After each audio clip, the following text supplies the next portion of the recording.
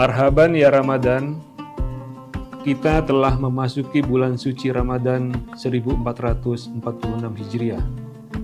Bulan yang penuh dengan limpahan berkah, rahmat, dan ampunan. Bulan ini adalah momentum yang sangat berharga bagi kita semua untuk membersihkan hati, pikiran, dan perbuatan. Di bulan yang penuh berkah ini, mari kita tingkatkan ketakwaan dan amal ibadah kita. Menjalani bulan puasa dengan penuh keikhlasan dan kesabaran. Kami segenap jajaran komisaris, direksi, dan karyawan PT Semen Tonasa mengucapkan Selamat menunaikan ibadah puasa Ramadan 1446 Hijriah. Wassalamualaikum warahmatullahi wabarakatuh.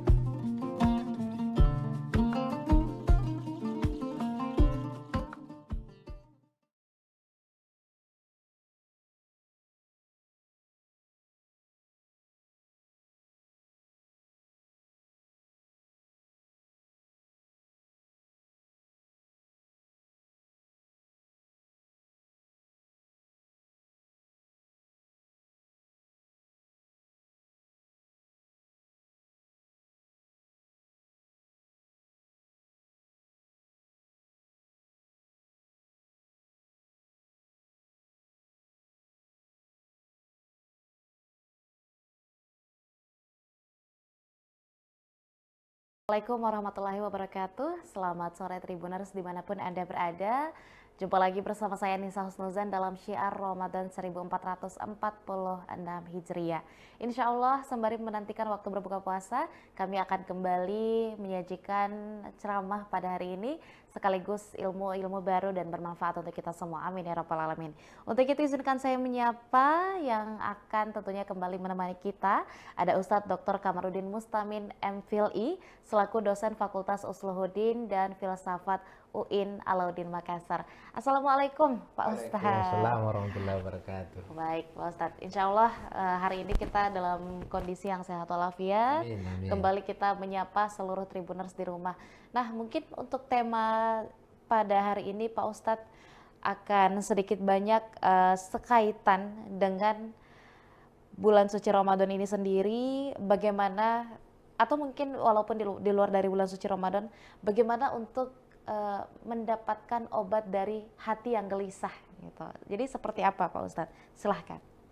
Ya, makasih. Assalamualaikum warahmatullahi wabarakatuh. Alhamdulillahilladzi ja'ala syahru Ramadan syahru mubarak alladzi unzila fihi al-Qur'an hudal linnas wa bayyinatin minal huda wal furqan. Para pemirsa Tribuners yang insya Allah sehat walafiat dan sukses menjalankan ibadah puasa supaya menggapai predikat la'allakum tattaqun. Pada kesempatan ini menarik tadi yang disampaikan Mbak Susan. Ketika hati gelisah harus kembali ke Al-Quran. Memang kalau kita lihat fungsi Al-Quran itu yang pertama sebagai syifaun. Syifaun itu artinya obat. Jadi para pemirsa, kalau galau hatinya, kita baca Al-Quran. Karena Allah berfirman, wa nunazzilu minal Qur'ani ma huwa syifaa'un wa rahmatul lil mu'minin. Jadi Al-Quran diturunkan itu salah satu fungsinya adalah syifaa'un, adalah obat bagi orang-orang yang beriman. Misalnya ada orang susah tidur matanya, berkali-kali ke dokter, ternyata dikasih resep obat tidak ada yang cocok. Karena yang bermasalah bukan fisiknya, tetapi yang bermasalah adalah batinnya, hatinya. Makanya kalau ada orang susah tidur, gelisah tidur, ya baca ayatul kursi. Allahu la ilaha illa huwal hayyul qayyum La ta'khudhuhu sinatun wala naum. Sampai seterusnya. Ketika ada orang susah kehidupannya, belum dapat kerja, amalkan surah Al-Waqiah. Ada orang belum dapat jodoh, ya rajin-rajin baca doanya Nabi Yusuf. Inni ra'aitu ahada syarran kawkaban wasyamsa wal qamar ra'aituhum li sajidin. Amalkan ini, insya Allah jodohnya cepat datang.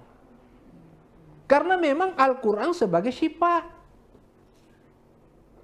Yang berikut adalah ketika kita menghadapi anak-anak keras kepala, atau suami keras kepala, bacakan ayat.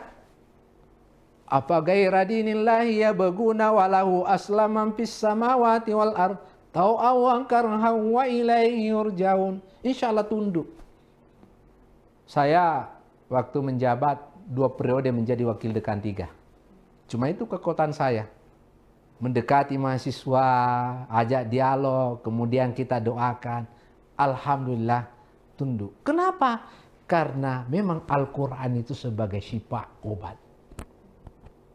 Jadi ketika hati galau, kembalilah ke Al-Quran. Apalagi momentum Ramadan ini, harus kita memanfaatkan waktu kita sebaik-baiknya untuk ibadah kepada Allah Subhanahu wa Ta'ala.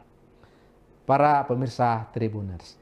Yang kedua, fungsi Al-Quran itu adalah hudan, petunjuk. Kita bisa membedakan mana hak kita, mana haknya orang lain. Karena memang Al-Quran sebagai petunjuk. Kemudian yang ketiga adalah Al-Quran itu sebagai fungsinya sebagai furqan, pembeda. Yang keempat adalah Al-Quran itu fungsinya mau'izah, sebagai nasihat. Jadi 2 nasihat. Ada nasihat yang bisa bicara, yaitu Al-Quran dan hadis. Kan yang menjelaskan adalah ulama, yang menjelaskan adalah ustadz. Itu nasihat yang bisa bicara. Dan ada nasihat yang tidak bisa bicara, yaitu adalah kematian. Jadi ketika kita melihat orang mati, orang meninggal, mengantar sampai ke kubur, sebetulnya itu adalah nasihat. Dan itu dijelaskan dalam Al-Quran. Jadi Al-Quran fungsinya sebagai mau'izah. Saya kira itu Mbak Susan yang saya sampaikan pada kesempatan ini. Oleh karena itu sebagai kesimpulan, ketika hati galau, ketika hati gelisah, maka ayo kita kembali kepada Al-Quran. Saya kira demikian. Terima kasih.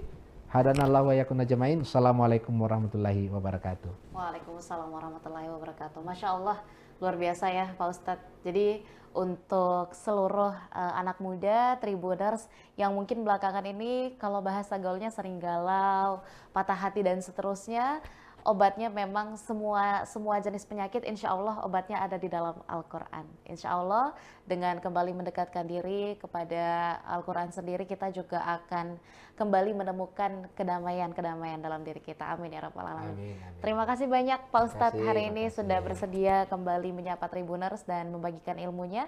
Dan juga tentunya terima kasih banyak Tribuners masih menyaksikan Syiar Ramadan pada hari ini.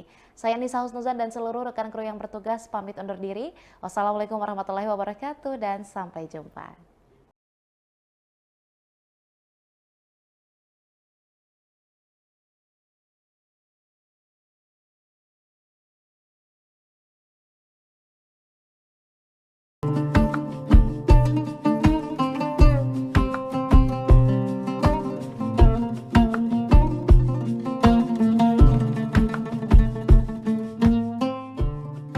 Marhaban ya Ramadan, kita telah memasuki bulan suci Ramadan 1446 Hijriah.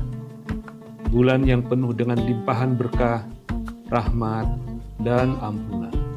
Bulan ini adalah momentum yang sangat berharga bagi kita semua untuk membersihkan hati, pikiran, dan perbuatan.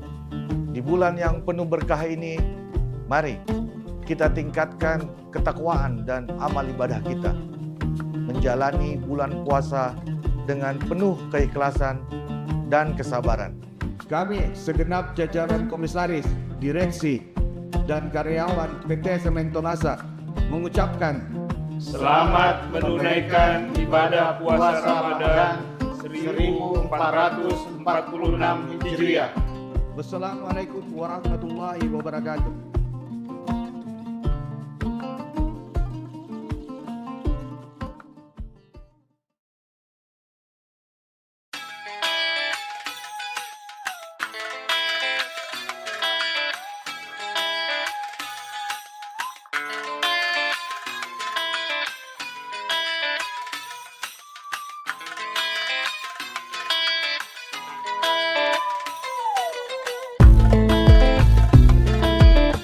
Assalamualaikum warahmatullahi wabarakatuh. Selamat sore Tribuners. Saat ini saya Sri Widya Rahma hadir bersama Anda dalam program Ngabuburit Yuk. Nah, seperti yang terlihat saat ini saya sedang berada di salah satu masjid yang lagi viral di media sosial belakangan ini. Masjid yang terletak di Kampung Uning, Kecamatan Pegasing ini bernama Masjid Al-Munawarah. Nah, seperti yang terlihat masjid ini terletak tepat di tepi Sungai Pesangan. Yuk kita intip lebih dekat gimana sih suasana ngabuburit di Masjid Al-Munawarah ini.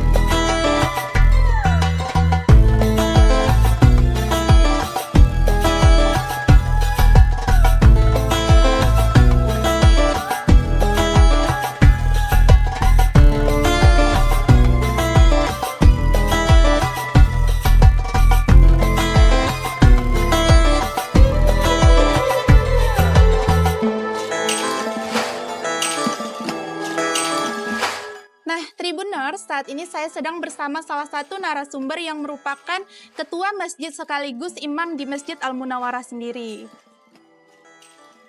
Assalamualaikum Pak, dengan Bapak siapa Pak? Waalaikumsalam warahmatullahi wabarakatuh. Dengan Bapak Dr. Andes Haji Amiruddin Shah sebagai Ketua BKM Masjid Al-Munawarah sekaligus merangkap sebagai imam masjid. Ya. Sebelumnya nih Pak, boleh nggak Pak ceritain gimana sih suasana sore hari di Masjid Al-Munawarah sendiri? Apakah selalu ramai Pak? Puncak keramaian ini sebenarnya telah terjadi sejak 25 Desember 2024. Pada saat istilahnya peringatan Hari Natal memasuki tahun baru. Dan puncak yang paling teramai sekali ketika ada libur Isra Mi'raj dan bersambung dengan libur Imlek. Libur Imlek. Nah, jadi waktu itu tidak berlebihan kalau kami katakan lapangan parkir sudah dibuat lapangan tambahan, tidak memadai. Akhirnya kendaraan parkir semuanya di sepanjang jalan raya ini, termasuk di atas sana. Jadi kunjungan itu bukan saja dari Aceh, termasuk dari luar Aceh, dari Padang, dari Sumatera Barat, Riau, dari Jambi. Kalau Medan memang sudah hampir banyak yang berkunjung, malah dari Pulau Jawa. Banyak yang datang sini Pak ya? Iya, itu sebelum apa? Sebelum masuk bulan puasa. Iya. Setelah masuk bulan puasa, ini hari ketiga, itu dari semenjak pagi sudah ada yang berkunjung, lebih-lebih pada siang hari menjelang salat zuhur. Ini salat zuhurnya tetap penuh, kaum bapak penuh, kaum ibu penuh.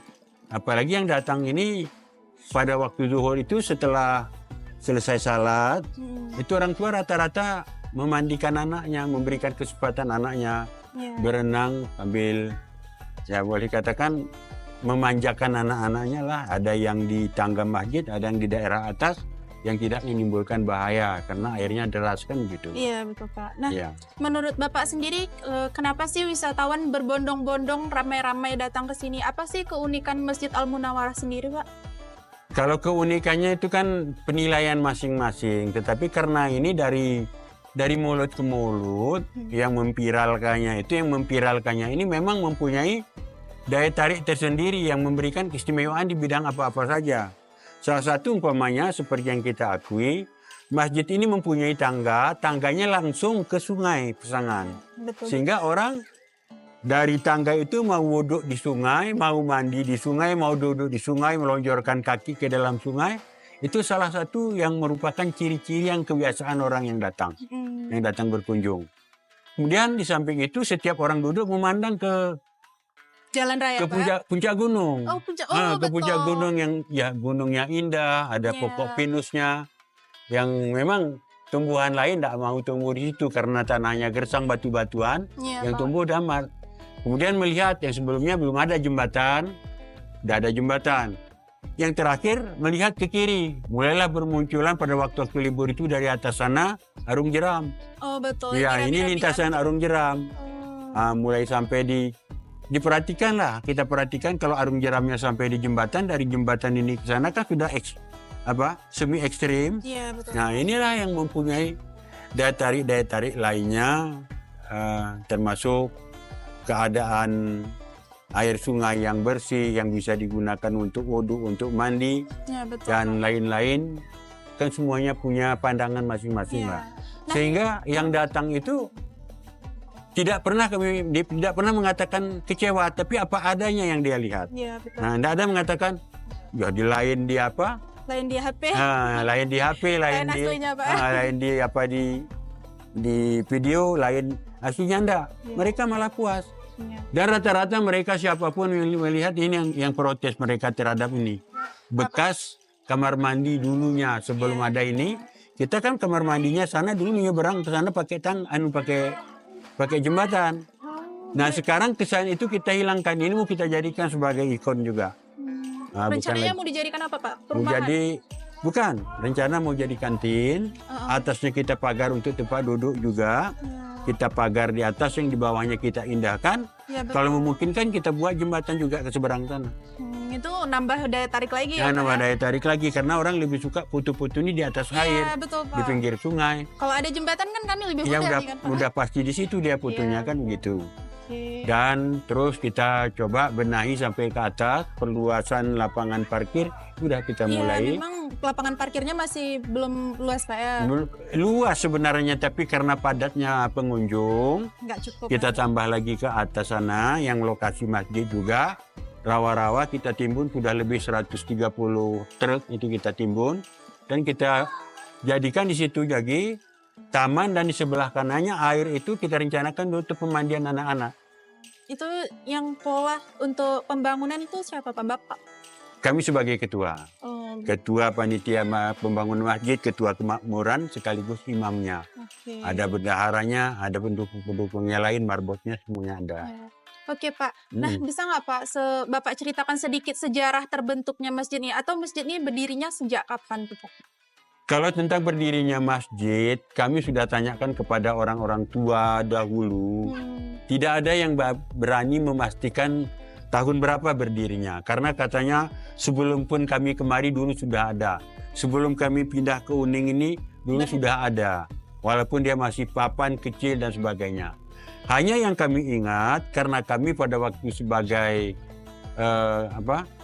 ketua remaja masjid, masjid ini direhab tahun 1982 menjadi yang seperti sekarang ini. Yang waktu itu walaupun rehab, belum granit lagi, pelapon belum ada. Masih seadanya. Ya, masih adanya. Kemudian kami beralih kedudukan jabatan dari remaja masjid menjadi sekretaris, menjadi bendahara. Nah, ini mulai kami kelola. Dan terakhir kami sebagai ketua. Nah, ini mulailah program-program yang termasuk menara, penambahan ini. Dan yang kami prioritaskan masjid ini sebagai orang yang dipercayakan sebagai memegang amanah menjadi panitia adalah untuk memakmurkan masjid. Ya, betul. Bukti memakmurkan masjid itu banyaknya orang mengunjungi masjid baru dikatakan makmur. Betul. Nah, lalu bagaimana membuat daya tarik orang kemari? Nah, kita bebaskan kamar mandi umum, kamar mandi masjid menjadi kamar mandi umum, siapapun datang silakan. Tidak ada dipungut biaya. Mau ikhlas saja kalau ada masuk kotak amal silakan. Ya, yang tetap terjaga kebersihannya, airnya, baik untuk wudhu maupun untuk ke kamar mandi. Yang tidak kami benarkan untuk mencuci pakaian dan mandi. Ya, betul.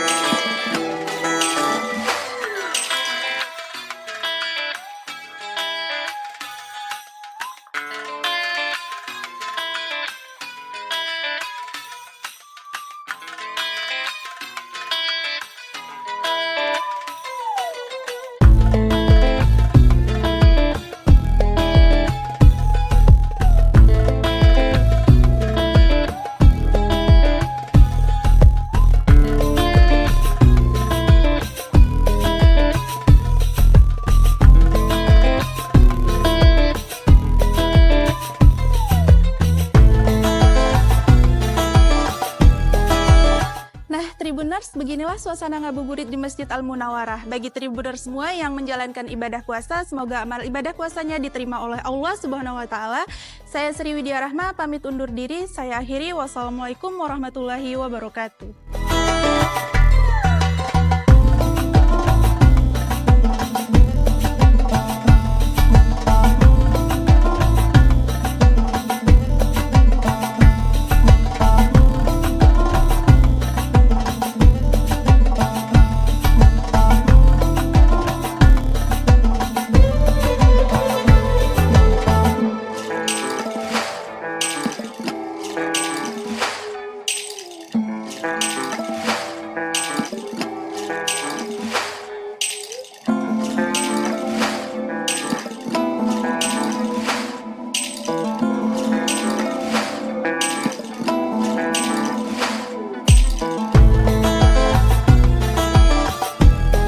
Download Tribun X sekarang, menghadirkan lokal menjadi Indonesia.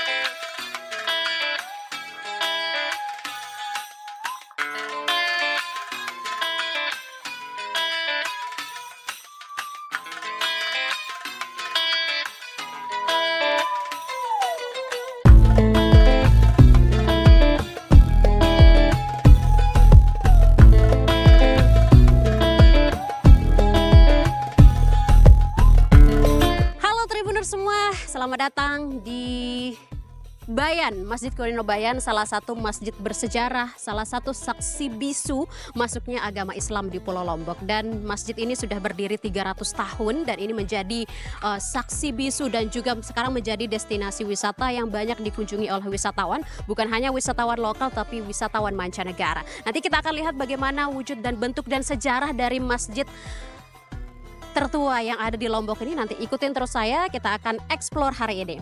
Let's go. Masjid kuno Bayan Beli terletak di dataran tinggi Lombok, yakni kaki Gunung Rinjani, tepatnya di Desa Bayan, Kecamatan Bayan, Lombok Utara. Masjid ini disebut-sebut sebagai salah satu pintu penyebaran Islam di Pulau Lombok pada abad ke-17 dan menjadi masjid tertua di Lombok yang tercatat sejauh ini. Jadi keberadaan masjid kuno ini tidak terlepas dari datangnya Islam ke Bayan.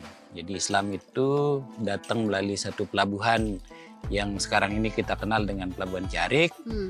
Kemudian kapan itu Islam masuk ke Bayan? Itu kurang lebih sekitar 100 tahun setelah meletusnya Gunung Samalas yang terjadi di 1257 Masehi. Jadi kurang lebih sekitar akhir abad 14, awal abad 15. Jadi Bayan ini berasal dari bahasa Arab atau bahasa Al-Quran yang berarti penerang. Penerang.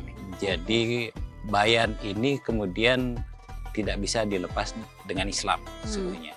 Nah, keberadaan masjid kuno ini bisa kita lihat juga mencirikan satu arsitektur tradisional yang ada di sini. Khas sekali, Bu ya? Iya, khas sekali. Ini ada 3 tingkat dari bangunan ini.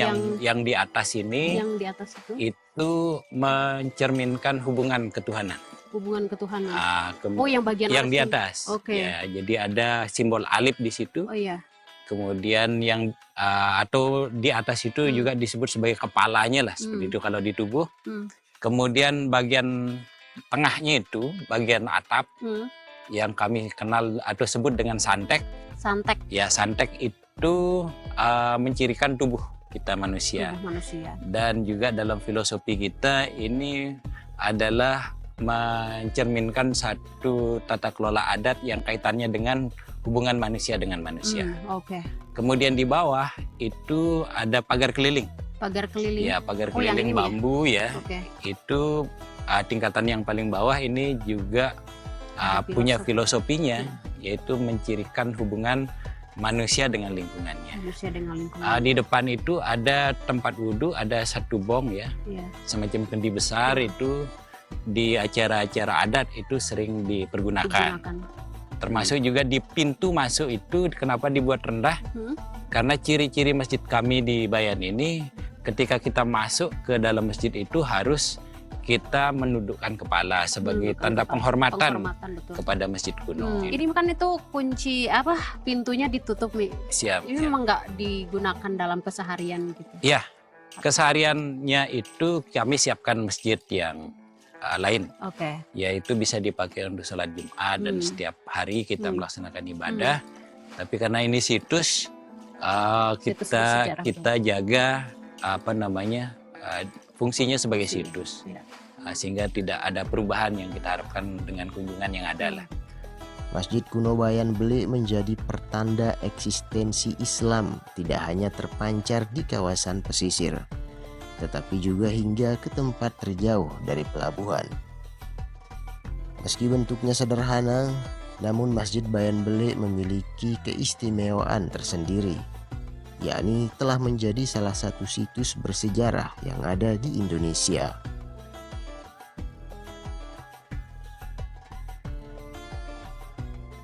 Nah, ini Mi, kan kita tadi ini dijelaskan ini memang disengaja dibuat pendek gitu. Jadi ini pendek sekali, berapa nih tingginya Mi?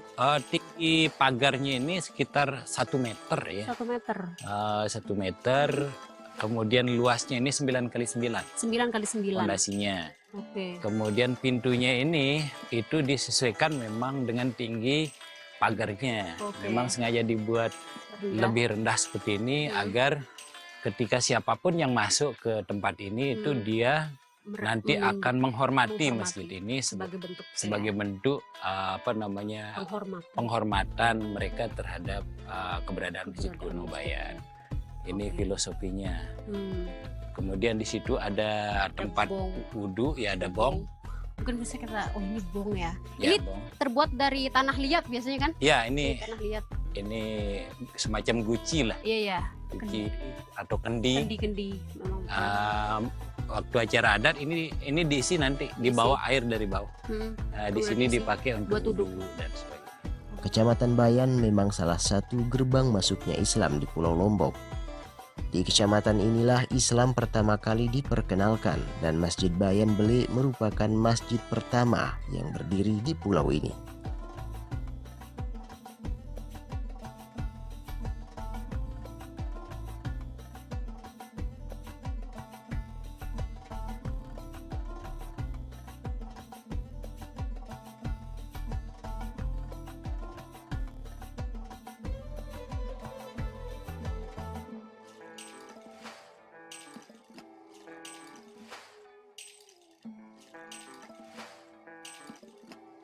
Terima kasih ya. Assalamualaikum warahmatullahi wabarakatuh.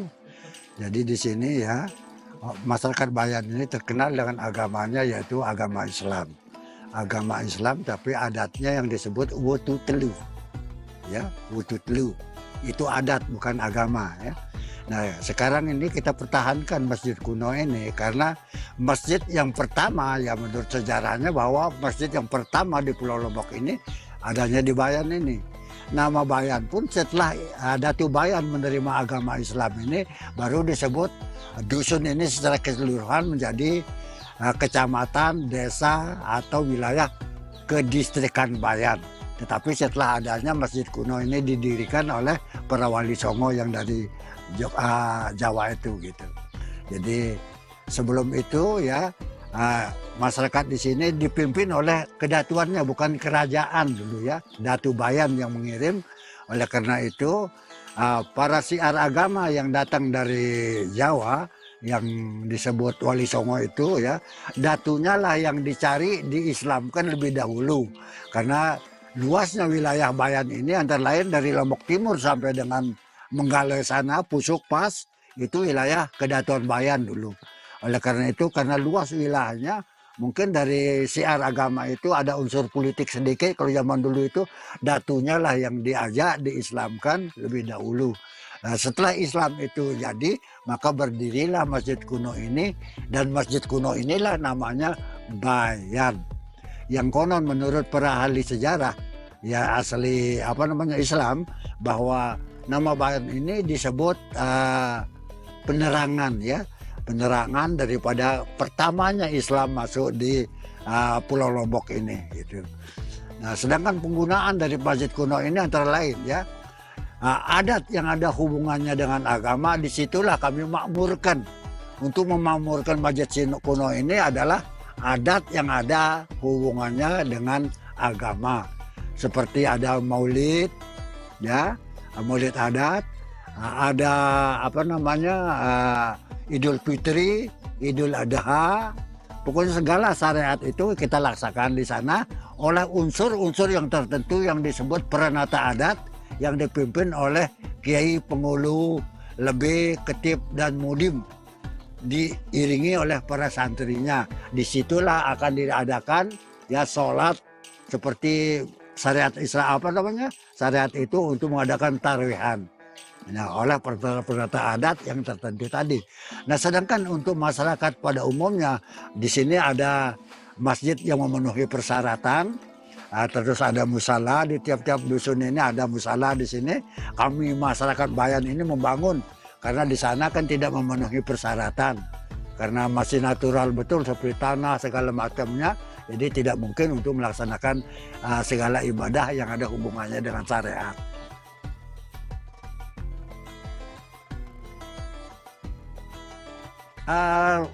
Karena orang Bayan ini betul-betul orang agama Islam yang pertama.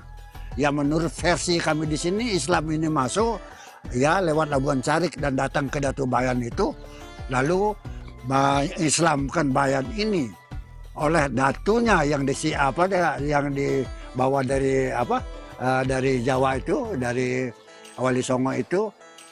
Disinilah kami itu orang agama Islam.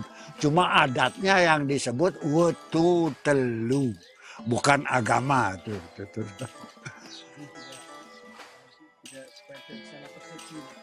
Supaya tidak persepsi dikatakan bahwa kami di sini sembahyangnya 3 kali. Tapi itu sama sekali omong kosong ya. Itu tidak benar. Itu gosip semata-mata ya. Bikin orang Bayan yang artinya terpuruk. Karena di sini antara adat dan agama itu saling topang ya. Adat bersendikan agama. Itulah prinsip daripada kami mempertahankan keislaman di sini gitu.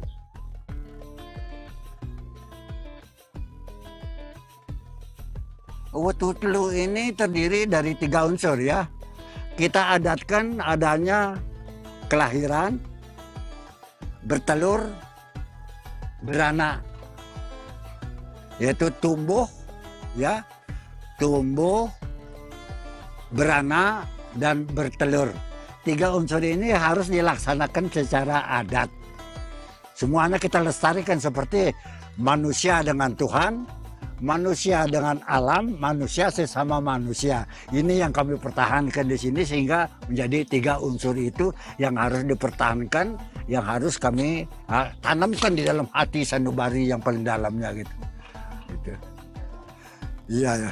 Itulah disebut adat yang disebut wetu telu. Bukan kalau agamanya ya, kalau puasa ini semua kita, kalau tidak percaya silahkan datang sama-sama kami harus melaksanakan ini. Karena persyaratan untuk puasa itu ada, sekarang kan bulan Roah ya. Sudah itu bulan Roah ini ada upacaranya namanya Sampat Jumat. Sudah itu mulai sudah kita melaksanakan puasa gitu.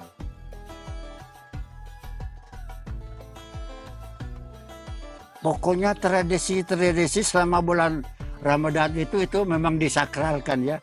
Tradisinya tidak boleh kita mengadakan upacara selamatan seperti perkawinan dilarang, khitanan tidak boleh karena itu ada unsur uripnya ya. Kemudian ngurisan juga tidak, kecuali kalau kepatian dan upacara-upacara padi atau di sawah maupun di ladang, itu baru bisa dilaksanakan. Tetapi kalau senang-senangan sifatnya pesta pora segala macam itu dilarang, itu tidak boleh. Karena disebut bulan berat, bulannya yang berat, tidak boleh kita artinya ganggu-ganggu semua kegiatan-kegiatan senang-senang begitu saja gitu.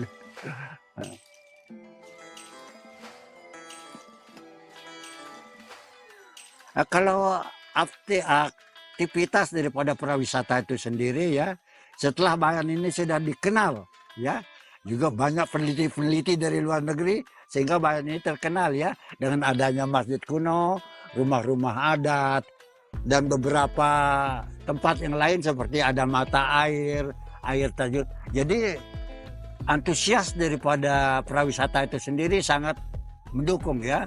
Juga masyarakatnya berterima kasih atas kedatangan daripada pariwisata itu karena sedikit tidak membawakan rezeki, kata-kata begitu ya, membawa rezeki karena mungkin ada kelapa, ada apa saja yang mau dihidangkan, itu juga akan mendatangkan rezeki bagi masyarakat setempat. Jadi tidak ada perbedaan sepanjang turis ini mengikuti adat istiadat.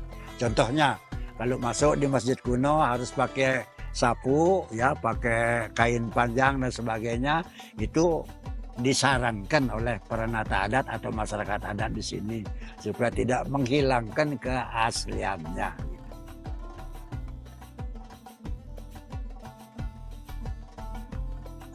Begini, kalau agama kan biasanya ada pengajian, ada apa ya.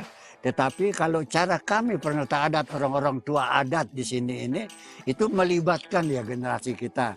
Baik laki maupun perempuan, baik cara berpakaiannya, penempatan dari penggunaan pakaian itu sendiri, kita didik, kita ajarkan sekaligus dengan maknanya. Itu juga akan kita beritahukan kepada generasi itu. Itulah cara kami untuk melestarikan adat istiadat ini. Sehingga mereka juga pandut mengikuti apa katanya orang tua, apa katanya pimpinan, itu diikuti. Gitu. Alhamdulillah sampai hari ini juga walaupun dia sekolahnya di Jakarta, di Jogja, di Mataram, juga dia kembali juga kita bergabung bersama-sama melaksanakan adat ini gitu.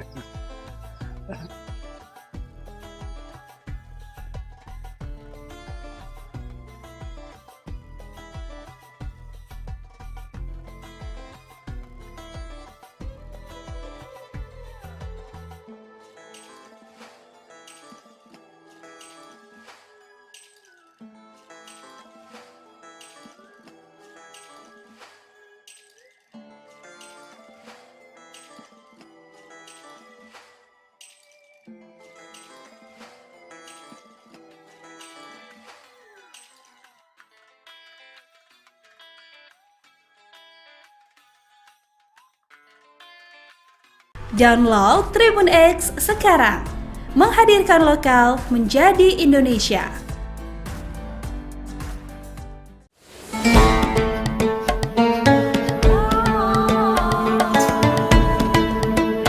Assalamualaikum warahmatullahi wabarakatuh.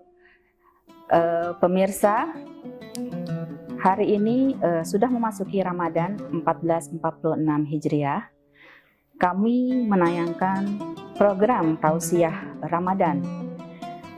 Kali ini dengan Banjarmasin Pos telah hadir narasumber kita yaitu Profesor Dr. Haji Mujibur Rahman, SAG. Asyhadu an la ilaha illallah wa nastaghfirullah nas'aluka ridhaka wal jannah wa na'udzubika min sakhatika wan nar. Asyhadu an la ilaha illallah wa nastaghfirullah nas'aluka ridhaka wal jannah wa na'udzubika min sakhatika wan nar. Nashhadu an la ilaha illallah wa nastaghfirullah nas'aluka ridhaka wal jannah wa na'udzubika min sakhatika wan nar. Allahumma innaka afuwun karim tuhibbul afwa fa'fu anna ya karim. Allahumma innaka afuwun karim tuhibbul afwa fa'fu anna ya karim.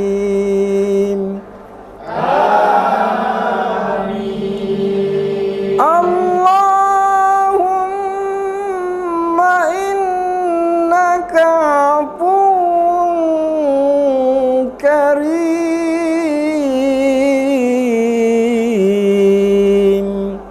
tuhibbul afwa fa'fu anna ya karim.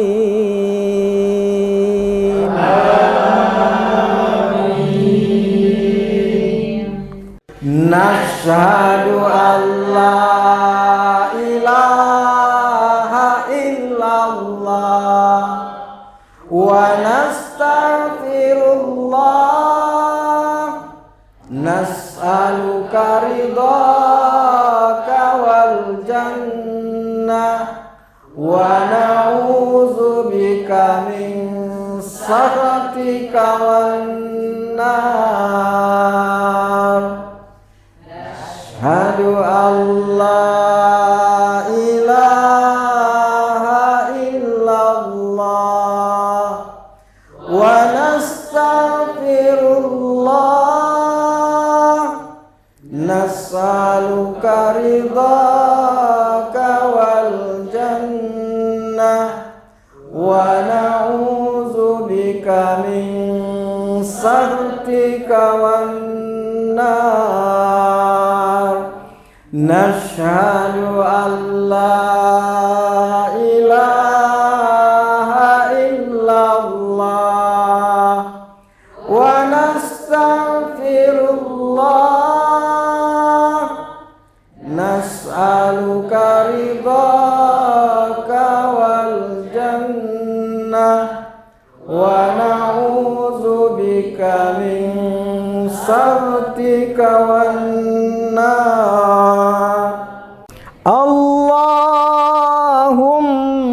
innaka afuwun karim tuhibbul afwa fa'fu anna ya karim.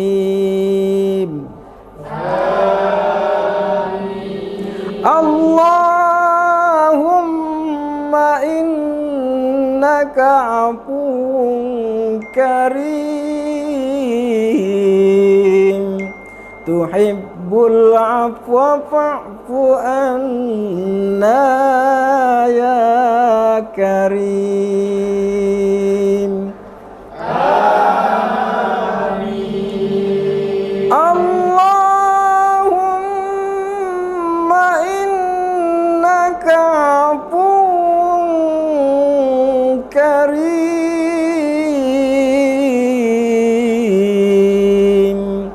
tuhibbul afwa fa'fu anna ya karim. Amin. Nashhadu an la ilaha illallah wa nastaghfirullah nas'aluka ridhaka wal jannah wa na'udzubika min sakhatika wan nar. Asyhadu an la ilaha illallah wa nastaghfirullah nas'aluka ridhaka wal jannah wa na'udzubika min sakhatika wan nar. Nashhadu an la ilaha illallah wa nastaghfirullah nas'aluka ridhaka wal jannah wa na'udzubika min sakhatika wan nar. Allahumma innaka afuwun karim tuhibbul afwa fa'fu anna ya karim.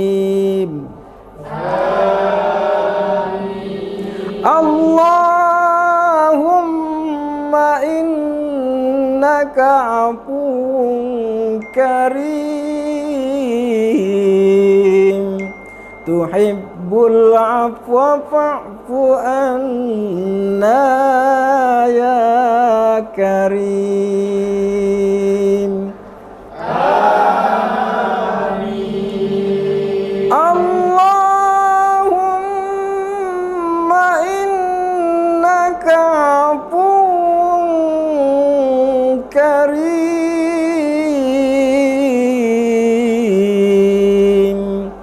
tuhibbul afwa fa'fu anna ya karim.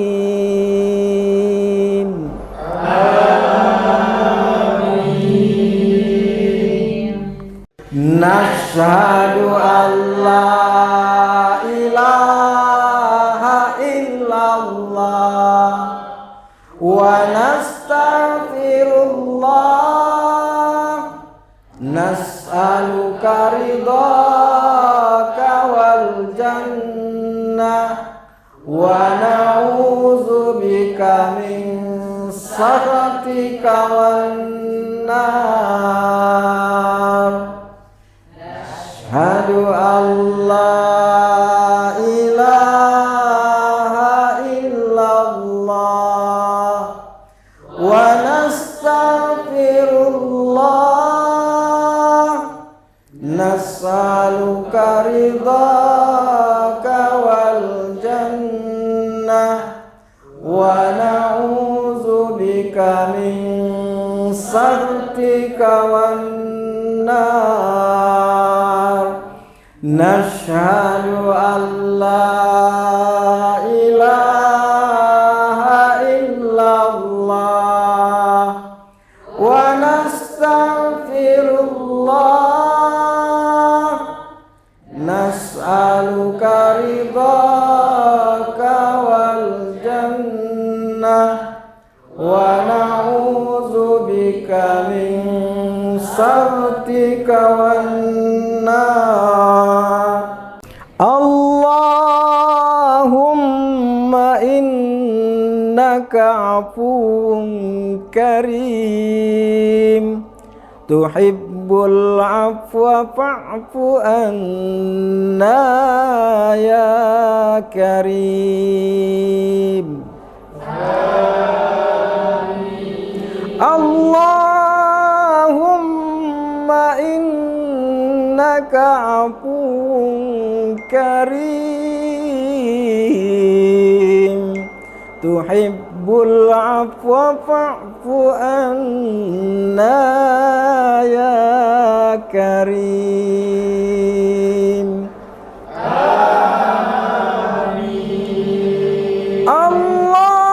Allahumma innaka afuwun karim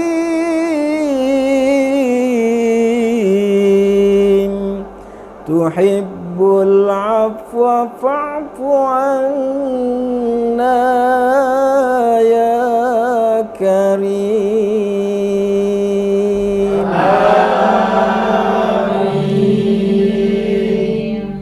Nashhadu an la ilaha illallah wa nastaghfirullah. Nas'aluka ridhaka wal jannah wa na'udzu bika min sakhatika wan nar. Ashhadu an la ilaha illallah wa nastaghfirullah. Nas'aluka ridhaka wal jannah wa na'udzu bika min sakhatika wan nar. Nashhadu an la ilaha illallah wa nastaghfirullah. Nas'aluka ridhaka wal jannah wa na'udzu bika min sakhatika wan nar. Allahumma innaka afuwun karim tuhibbul afwa fa'fu anna ya karim.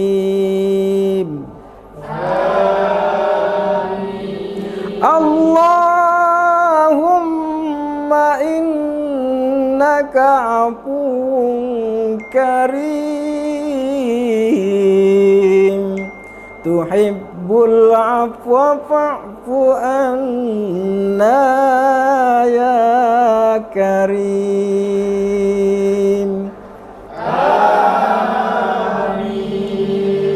Allahumma innaka afuwun karim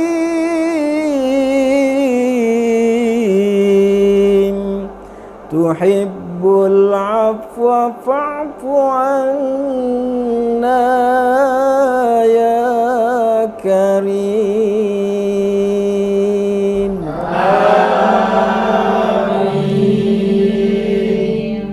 Nashhadu an la ilaha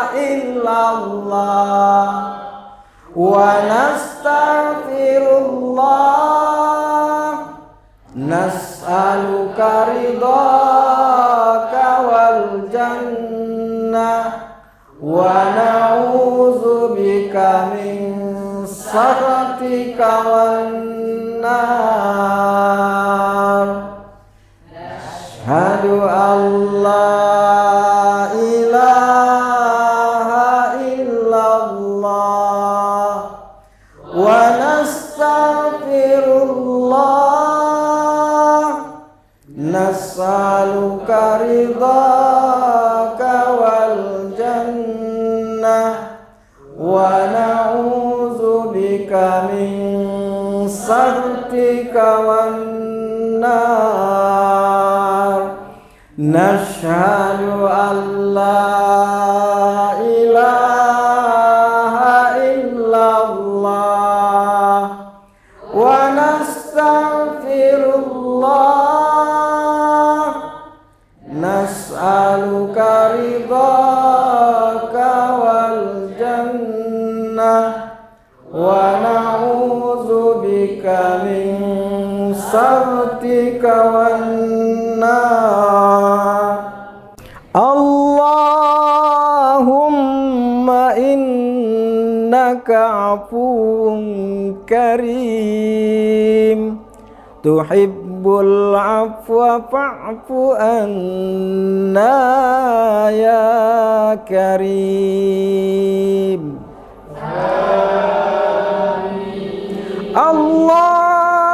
Allahumma innaka afuwun karim tuhibbul afwa fa'fu anna ya karim.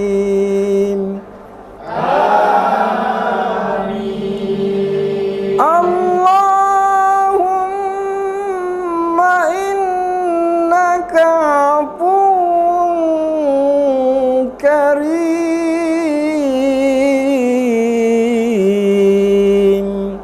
tuhibbul afwa fa'fu anna ya karim.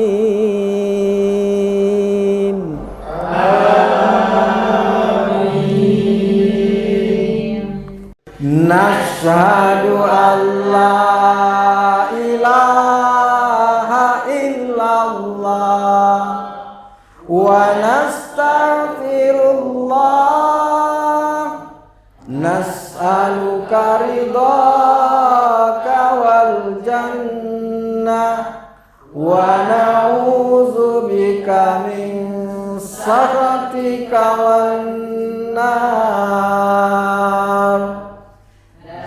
Asyhadu an la ilaha illallah wa nastaghfirullah nas'aluka ridhaka wal jannah wa na'udzubika min sakhatika wan nar. Nashhadu an la ilaha illallah wa nastaghfirullah nas'aluka ridhaka wal jannah wa na'udzubika min sakhatika wan nar. Allahumma innaka afuwun karim tuhibbul afwa fa'fu anna ya karim. Allahumma innaka afuwun karim tuhibbul afwa fa'fu anna ya karim.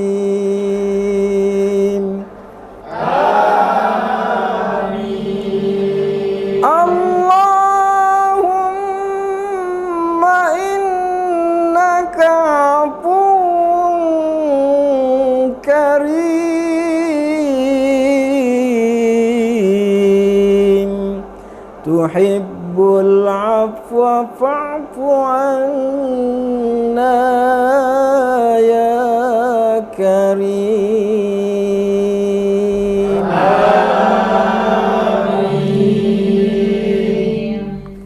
Nashhadu an la ilaha illallah wa nastaghfirullah, nas'aluka ridhaka wal jannah wa na'udzubika min sakhatika wan nar.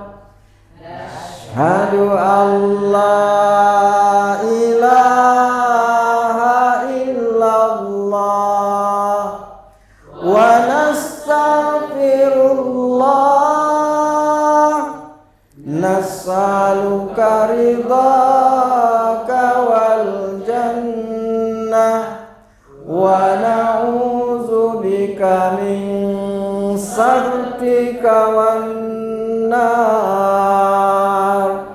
Nashhadu an la ilaha illallah wa nastaghfirullah, nas'aluka ridhaka wal jannah wa na'udzubika min sakhatika wan nar. Allahumma innaka afuwun karim, tuhibbul afwa fa'fu anna ya karim. Allahumma innaka afuwun karim, tuhibbul afwa fa'fu anna ya karim.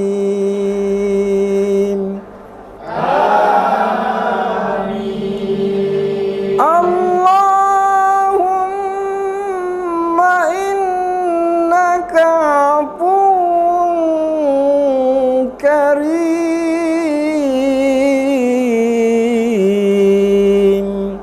tuhibbul afwa fa'fu anna ya karim.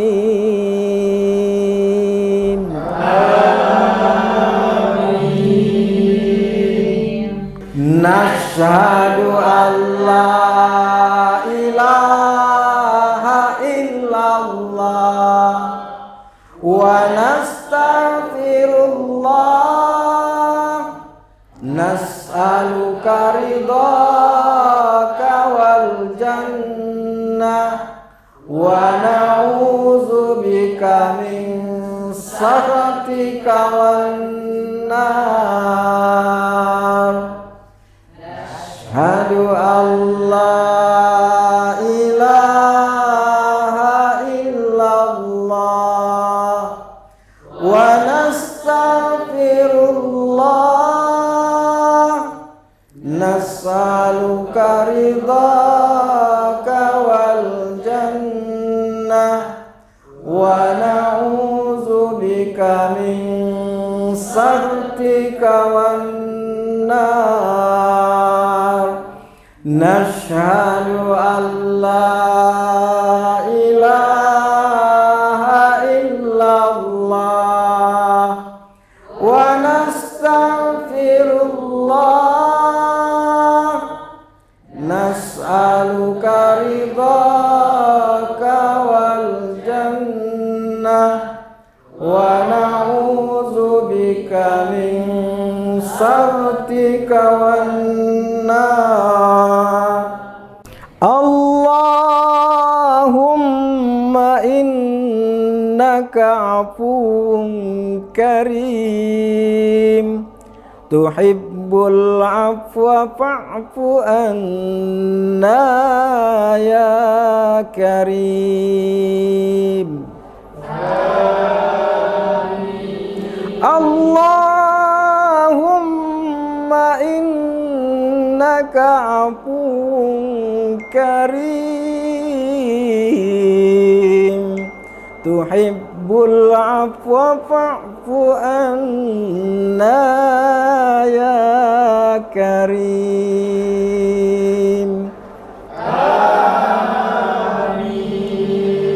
Allahumma innaka afuwun karim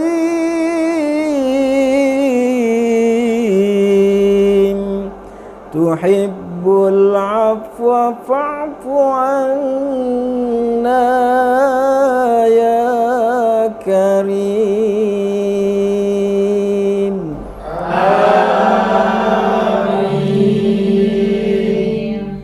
Nashhadu an la ilaha illallah wa nastaghfirullah nas'aluka ridhaka wal jannah wa na'udzubika min sakhatika wan nar.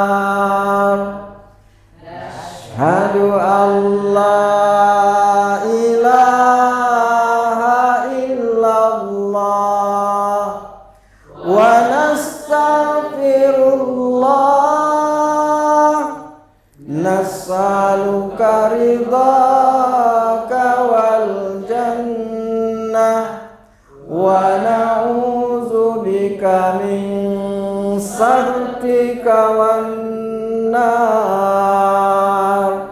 Nashhadu an la ilaha illallah wa nastaghfirullah nas'aluka ridhaka wal jannah wa na'udzubika min sakhatika wan nar.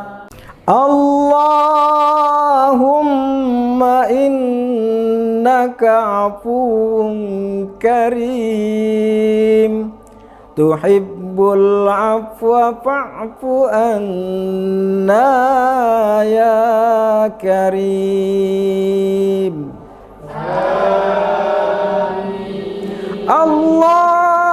Allahumma innaka afuwun karim tuhibbul afwa fa'fu anna ya karim.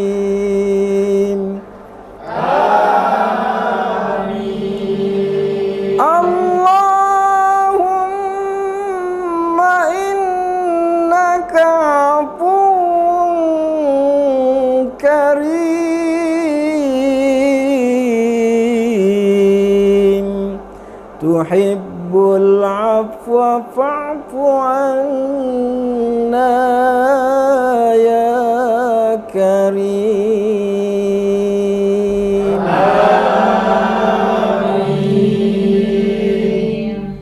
Nashhadu an la ilaha illallah wa nastaghfirullah nas'aluka ridhaka wal jannah wa na'udzubika min sakhatika wan nar. Asyhadu an la ilaha illallah wa nastaghfirullah nas'aluka ridhaka wal jannah wa na'udzubika min سخطك والنار نشهد أن لا إله إلا الله ونستغفر الله نسألك رضاك والجنة ونعوذ بك من سخطك والنار اللهم إنك عفو كريم تحب العفو فاعف عنا يا كريم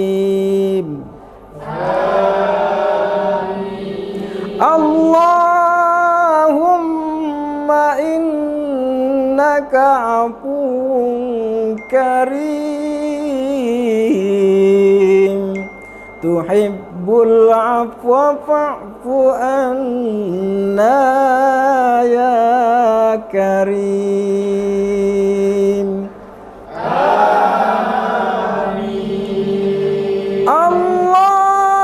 اللهم إنك عفو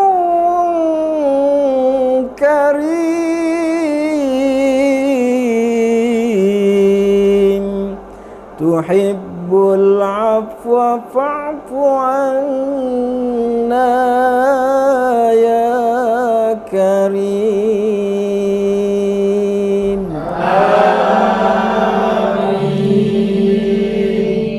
نشهد أن لا إله إلا الله ونستغفر الله نسألك رضاك والجنة ونعوذ بك من سخطك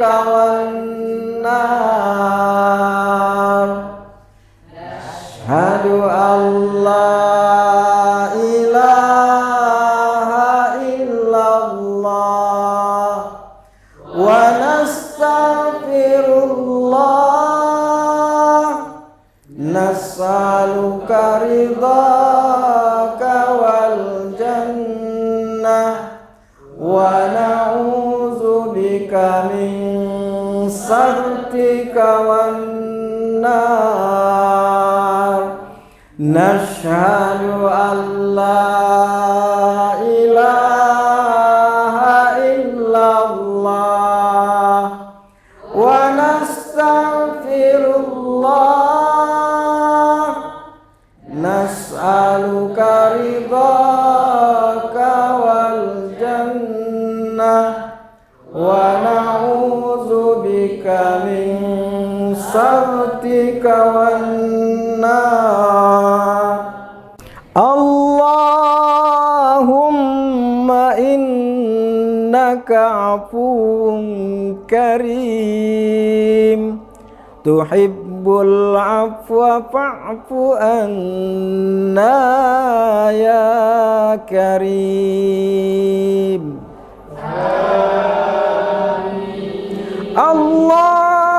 اللهم إنك عفو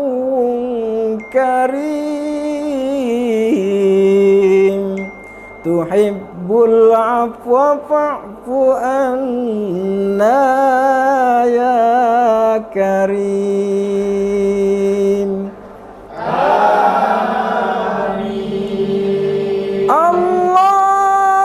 اللهم إنك عفو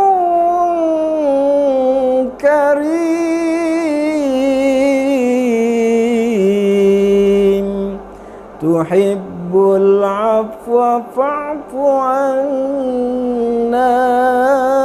يا كريم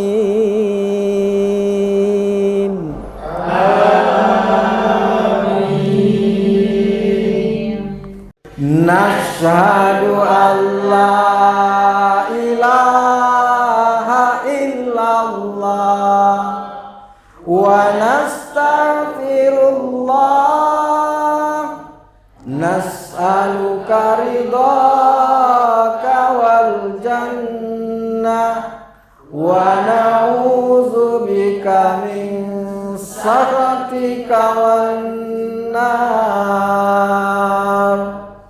Asyhadu an la ilaha illallah wa nastaghfirullah, nas'aluka ridhaka wal jannah wa na'udzubika min sakhatika wan nar.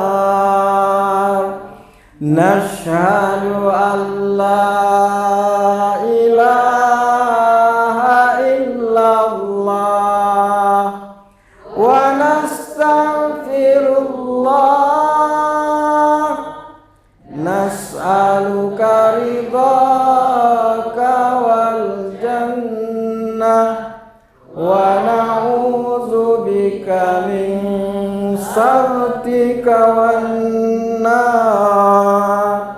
Allahumma innaka afuwun karim, tuhibbul afwa fa'fu anna ya karim.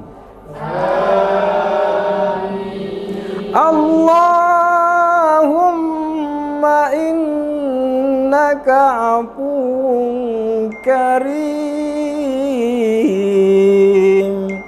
tuhibbul afwa fa'fu anna ya karim.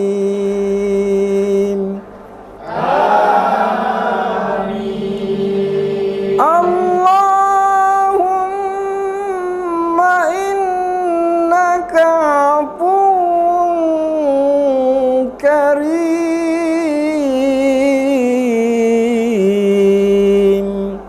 tuhibbul afwa fa'fu anna ya karim.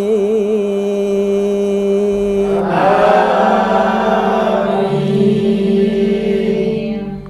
Nashhadu an la ilaha illallah wa nastaghfirullah, nas'aluka ridhaka wal jannah wa na'udzubika min sakhatika wan nar.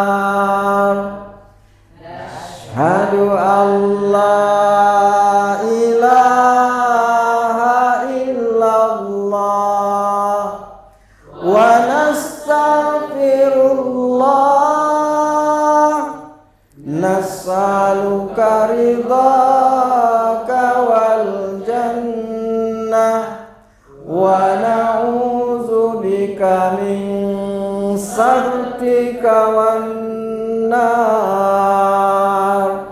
Nashhadu an la ilaha illallah wa nastaghfirullah, nas'aluka ridhaka wal jannah wa na'udzubika min sakhatika wan nar. Allahumma innaka afuwun karim, tuhibbul afwa fa'fu anna ya karim. Allahumma innaka afuwun karim, tuhibbul afwa fa'fu anna ya karim.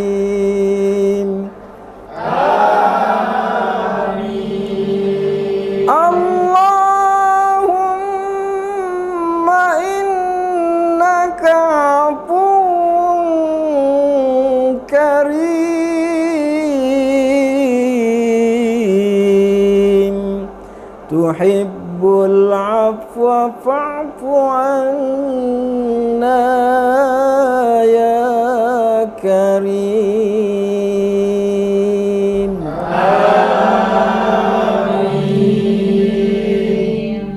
Nashhadu an la ilaha illallah wa nastaghfirullah, nas'aluka ridhaka wal jannah wa na'udzubika min sakhatika wan nar. Asyhadu an la ilaha illallah wa nastaghfirullah, nas'aluka ridhaka wal jannah wa na'udzubika min sakhatika wan nar. Nashhadu an la ilaha illallah wa nastaghfirullah, nas'aluka ridhaka wal jannah wa na'udzubika min sakhatika wan nar. Allahumma innaka afuwun karim, tuhibbul afwa fa'fu anna ya karim. Allahumma innaka afuwun karim, tuhibbul afwa fa'fu anna ya karim.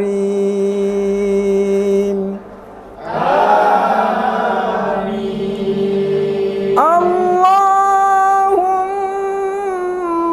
innaka afuwun karim, tuhibbul afwa fa'fu anna ya karim.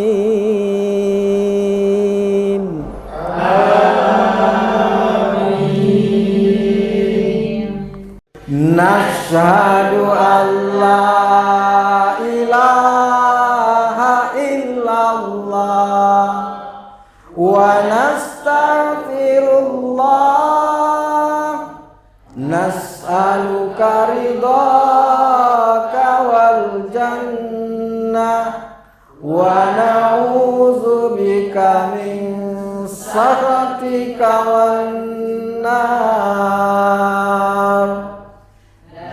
Asyhadu an la ilaha illallah wa nastaghfirullah, nas'aluka ridhaka wal jannah wa na'udzubika min sakhatika wan nar. Nashhadu an la ilaha illallah wa nastaghfirullah, nas'aluka ridhaka wal jannah wa na'udzubika min sakhatika wan nar. Allahumma innaka afuwun karim, tuhibbul tuhibbul afwa fa'fu anna ya karim. Allahumma innaka afuwun karim, tuhibbul afwa fa'fu anna ya karim. Amin. Allahumma innaka afuwun karim,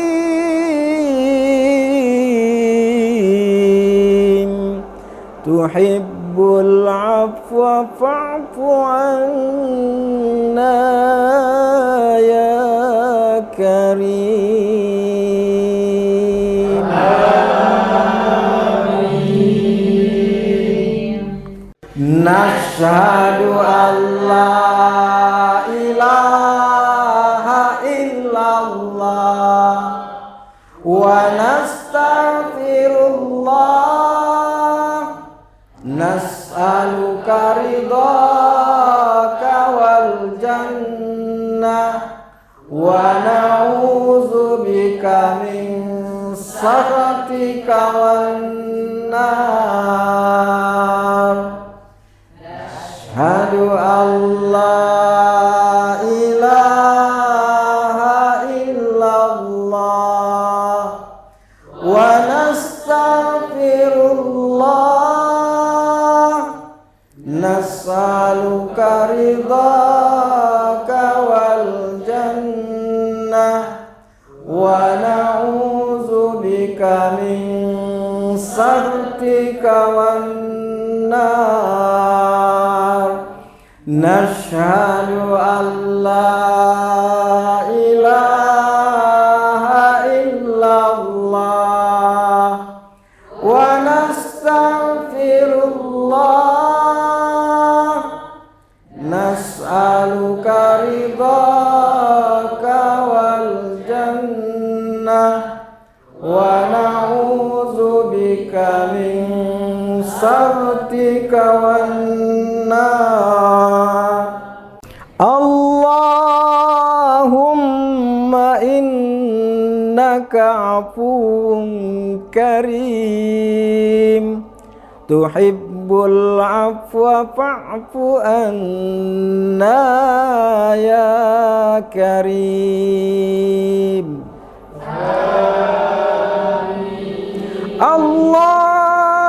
Allahumma innaka afuwun karim, tuhibbul afwa fa'fu anna ya karim. Amin. Allahumma innaka afuwun karim,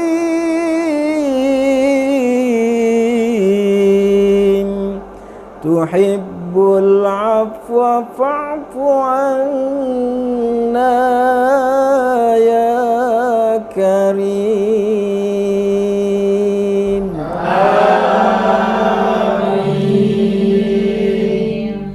Nashhadu an la ilaha illallah wa nastaghfirullah, nas'aluka ridhaka wal jannah wa na'udzubika min sakhatika wan nar.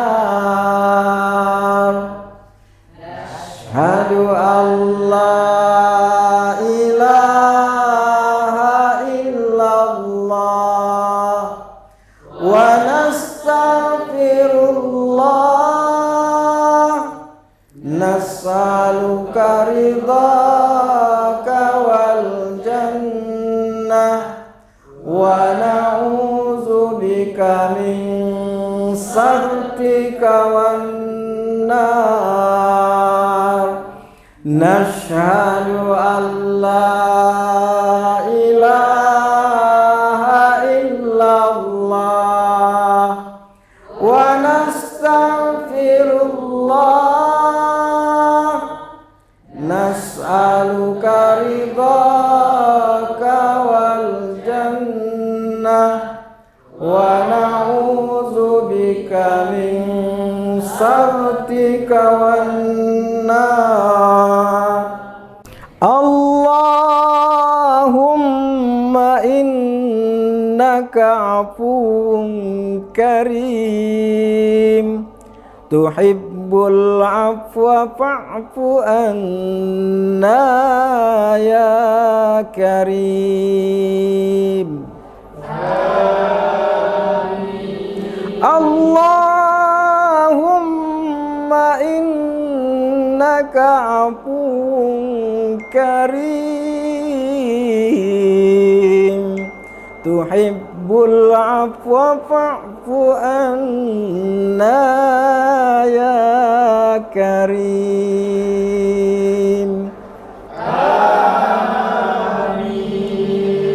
Allahumma innaka afuwun karim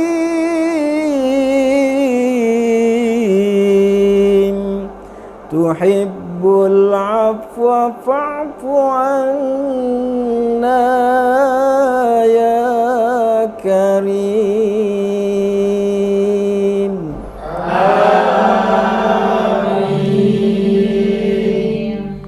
Nashhadu an la ilaha illallah wa nastaghfirullah. Nas'aluka ridhaka wal jannah wa na'udzubika min sakhatika wan nar. Ashhadu an la ilaha illallah wa nastaghfirullah. Nas'aluka ridhaka wal jannah wa na'udzubika min sakhatika wan nar. Nashhadu an la ilaha illallah wa nastaghfirullah. Nas'aluka ridhaka wal jannah wa na'udzubika min sakhatika wan nar. Allahumma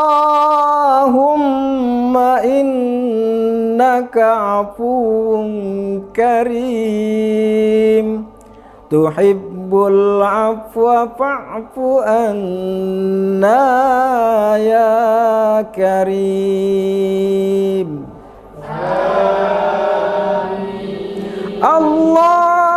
Allahumma innaka afuwun karim tuhibbul afwa fa'fu anna ya karim.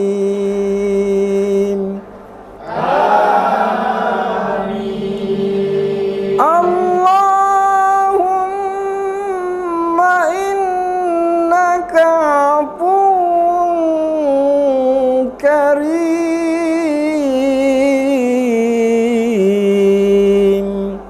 tuhibbul afwa fa'fu anna ya karim.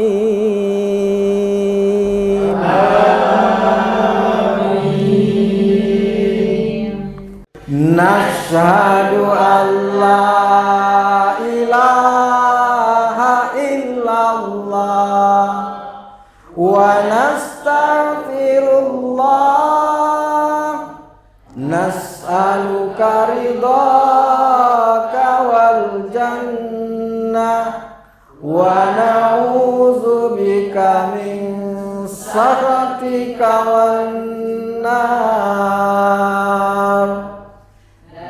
Asyhadu an la ilaha illallah wa nastaghfirullah, nas'aluka ridhaka wal jannah, wa na'udzubika min sakhatika wan nar.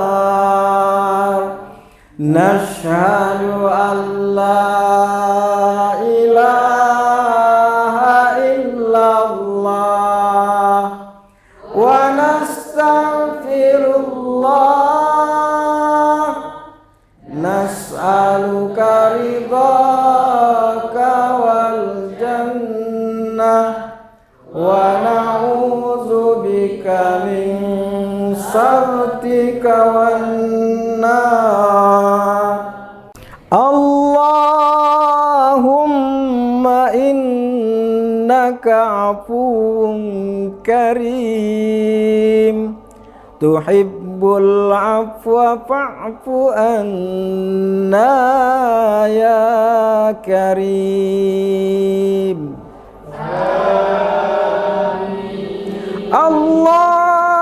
Allahumma innaka afuwun karim, tuhibbul afwa fa'fu anna ya karim.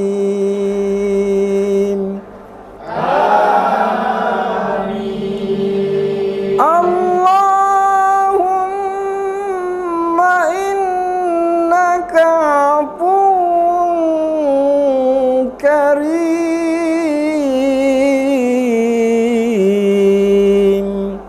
tuhibbul afwa fa'fu anna ya karim.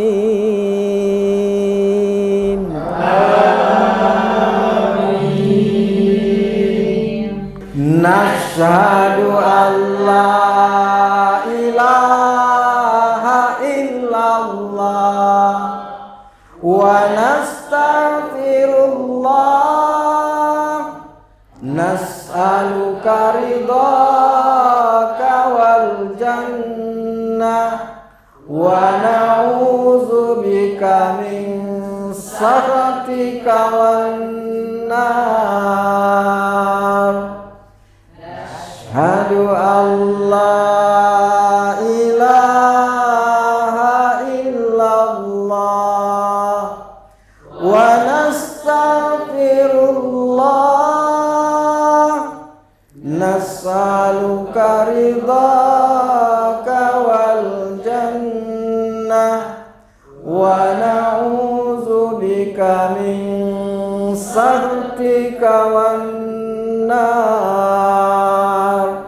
Nashhadu an la ilaha illallah wa nastaghfirullah, nas'aluka ridhaka wal jannah, wa na'udzubika min sakhatika wan nar.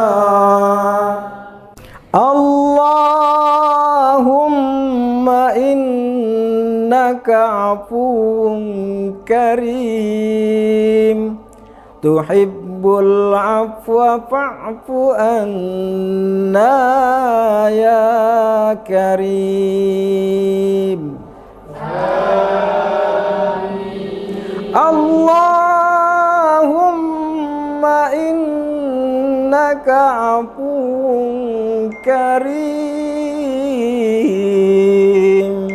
tuhibbul afwa fa'fu anna ya karim.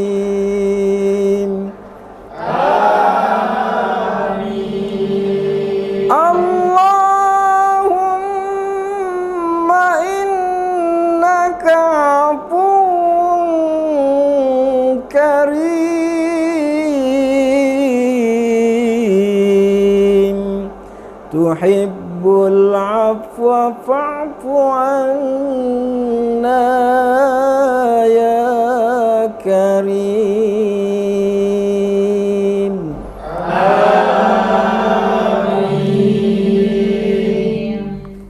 Nashhadu an la ilaha illallah wa nastaghfirullah, nas'aluka ridhaka wal jannah wa na'udzubika min sakhatika wan nar.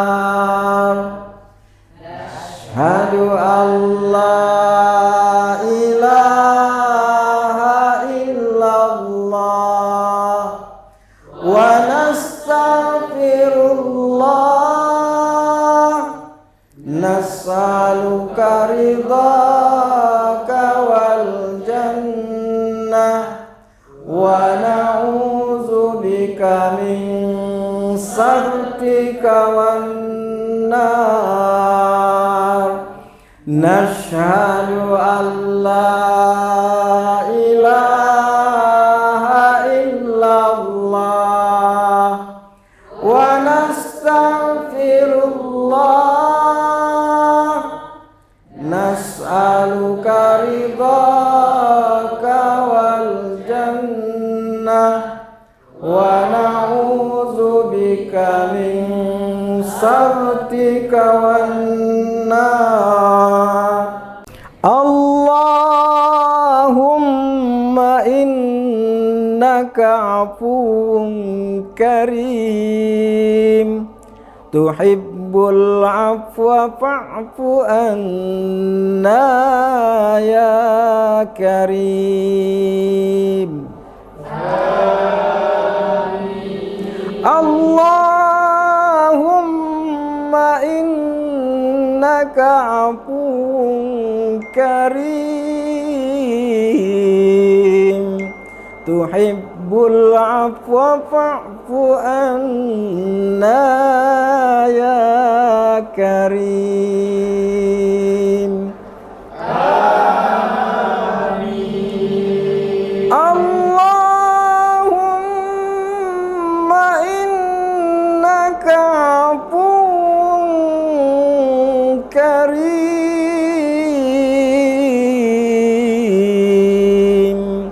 tuhibbul afwa fa'fu anna ya karim.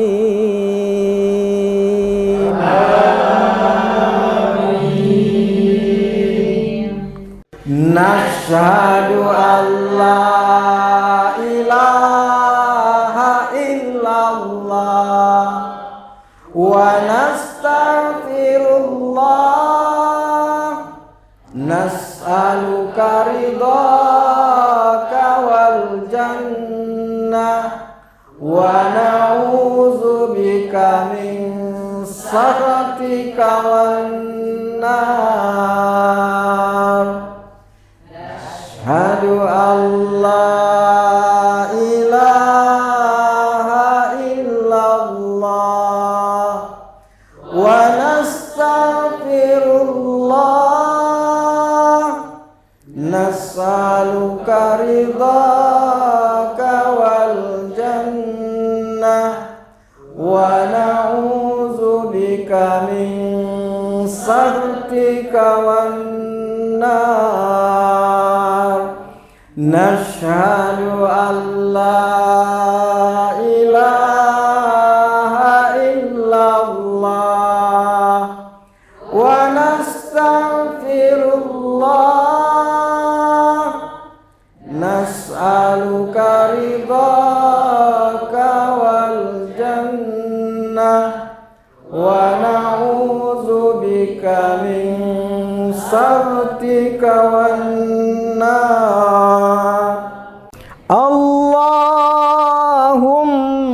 innaka afuwun karim, tuhibbul afwa fa'fu anna ya karim.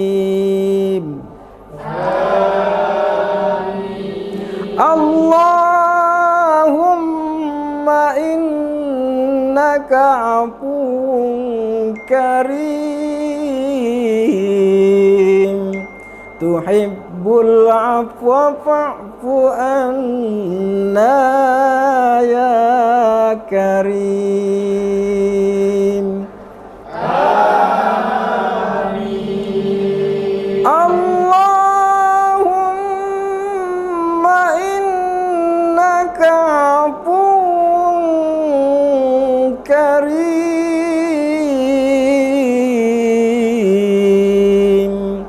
tuhibbul afwa fa'fu anna ya karim.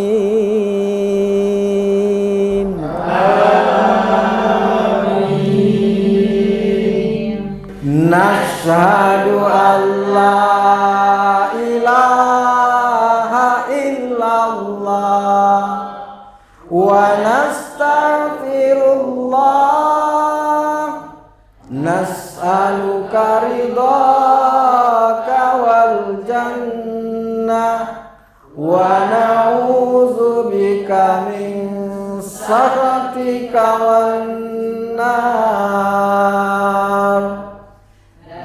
Asyhadu an la ilaha illallah wa nastaghfirullah, nas'aluka ridhaka wal jannah wa na'udzubika min sakhatika wan nar. Nashhadu an la ilaha illallah wa nastaghfirullah, nas'aluka ridhaka wal jannah wa na'udzubika min sakhatika wan nar. Allahumma innaka afuwun karim, tuhibbul afwa fa'fu anna ya karim.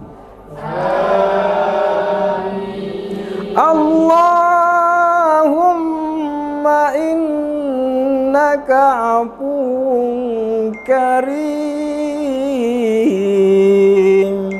tuhibbul afwa fa'fu anna ya karim. Amin. Allahumma innaka afuwun karim,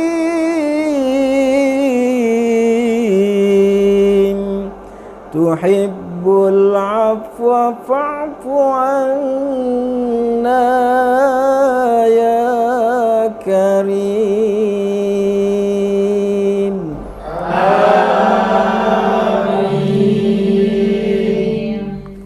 Nashhadu an la ilaha illallah wa nastaghfirullah, nas'aluka ridhaka wal jannah wa na'udzubika min sakhatika wan nar.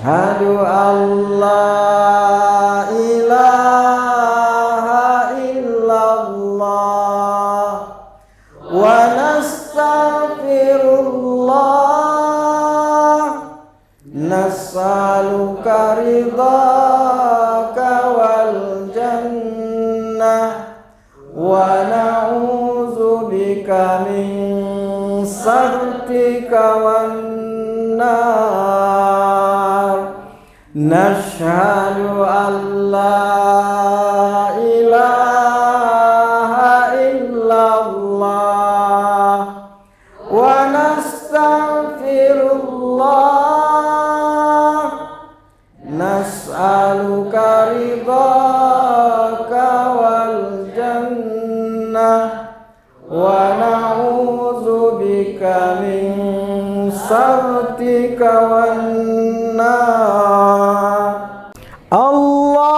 اللهم إنك عفو كريم تحب العفو فاعف عنا يا كريم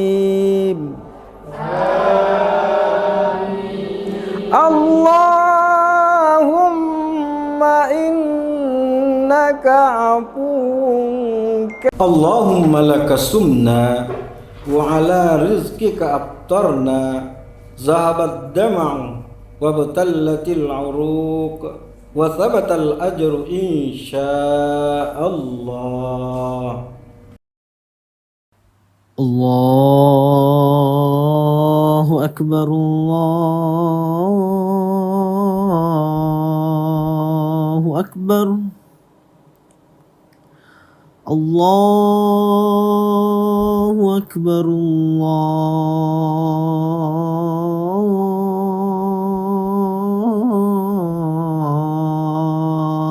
الله أكبر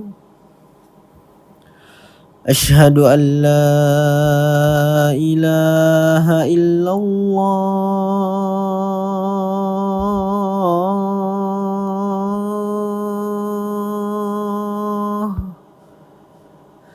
أشهد أن لا إله إلا الله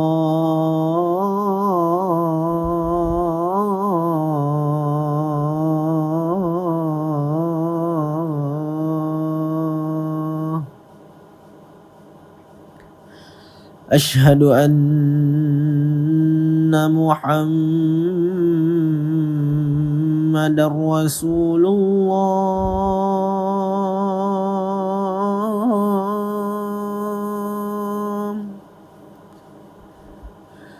أشهد أن محمد رسول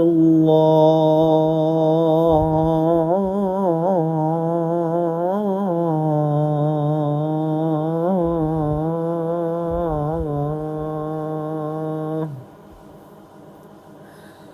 حي على الصلاة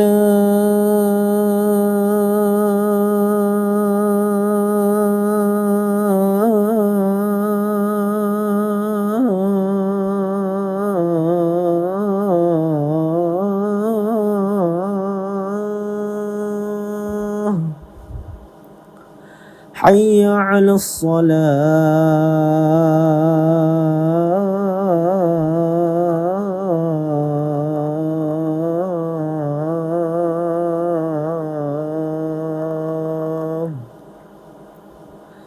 حي على الفلاح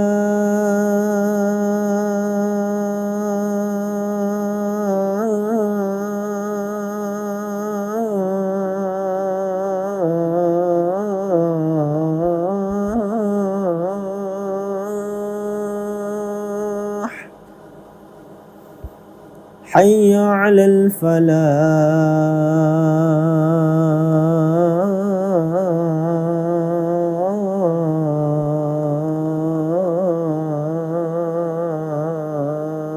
الفلاح الله أكبر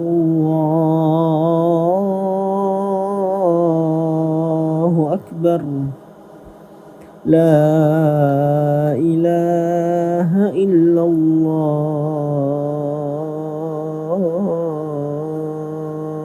الله اللهم رب هذه الدعوة التامة والصلاة القائمة آت محمدا الوسيلة والفضيلة والشرف والدرجة العالية الرفيعة وبعثه مقاما محمودا الذي وعدته إنك لا تخلف الميعاد.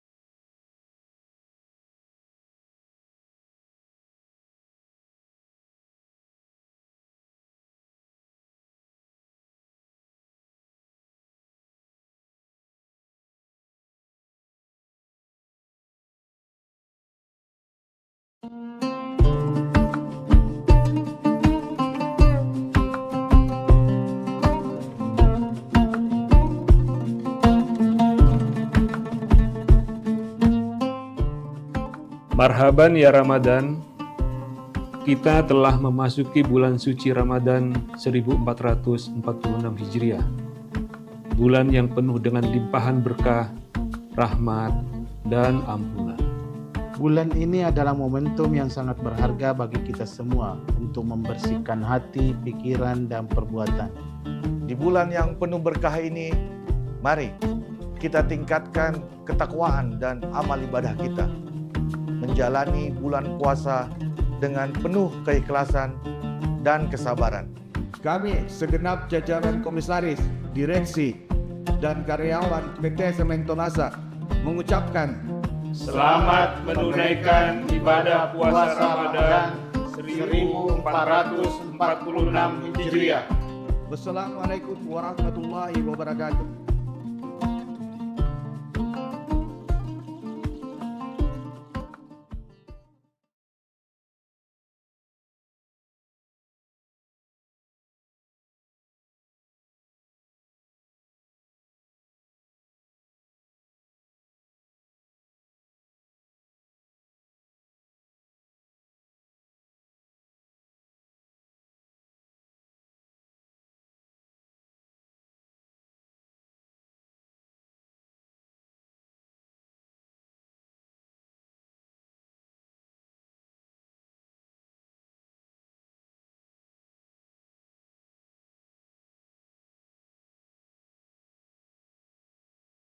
Warahmatullahi wabarakatuh. Selamat sore Tribuners dimanapun Anda berada.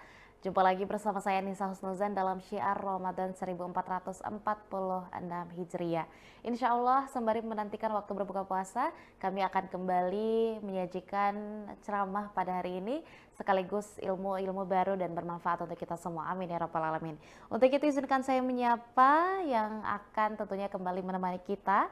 Ada Ustadz Dr. Kamarudin Mustamin MPhilI selaku dosen Fakultas Usluhuddin dan Filsafat UIN Alauddin Makassar. Assalamualaikum Pak Ustadz. Waalaikumsalam warahmatullahi wabarakatuh. Baik Pak Ustadz, insya Allah hari ini kita dalam kondisi yang sehat walafiat. Amin, amin. Kembali kita menyapa seluruh Tribuners di rumah. Nah mungkin untuk tema pada hari ini Pak Ustadz akan sedikit banyak sekaitan dengan bulan suci Ramadan ini sendiri, bagaimana atau mungkin walaupun di luar dari bulan suci Ramadan, bagaimana untuk mendapatkan obat dari hati yang gelisah gitu. Jadi seperti apa Pak Ustadz? Silahkan. Ya, makasih. Assalamualaikum warahmatullahi wabarakatuh. Alhamdulillahilladzi ja'ala syahru Ramadan syahru mubarak alladzi unzila fihi al-Qur'an hudal linnas wa bayyinatin minal huda wal furqan. Para pemirsa Tribuners, ya insya Allah sehat walafiat, dan sukses menjalankan ibadah puasa supaya menggapai predikat la'allakum tattaqun. Pada kesempatan ini menarik tadi yang disampaikan Mbak Susan. Ketika hati gelisah harus kembali ke Al-Quran. Memang kalau kita lihat fungsi Al-Quran itu yang pertama sebagai syifaun. Syifaun itu artinya obat. Jadi para pemirsa, kalau galau hatinya, kita baca Al-Quran. Karena Allah berfirman, wa nunazzilu minal Qur'ani ma huwa syifaun wa rahmatul lil mu'minin. Jadi Al-Quran diturunkan itu salah satu fungsinya adalah syifaun, adalah obat bagi orang-orang yang beriman. Misalnya ada orang susah tidur matanya, berkali-kali ke dokter, ternyata dikasih resep obat tidak ada yang cocok. Karena yang bermasalah bukan fisiknya, tetapi yang bermasalah adalah batinnya, hatinya. Makanya kalau ada orang susah tidur, gelisah tidur, ya baca ayatul kursi. Allahu la ilaha illa huwal hayyul qayyum la ta'khudhuhu sinatun wala naum. Sampai seterusnya. Ketika ada orang susah kehidupannya, belum dapat kerja, amalkan surah Al-Waqiah. Ada orang belum dapat jodoh, ya rajin-rajin baca doanya Nabi Yusuf. Inni ra'aitu ahada syarran kawkaban wasyamsa wal qamar ra'aituhum li sajidin. Amalkan ini, insya Allah jodohnya cepat datang.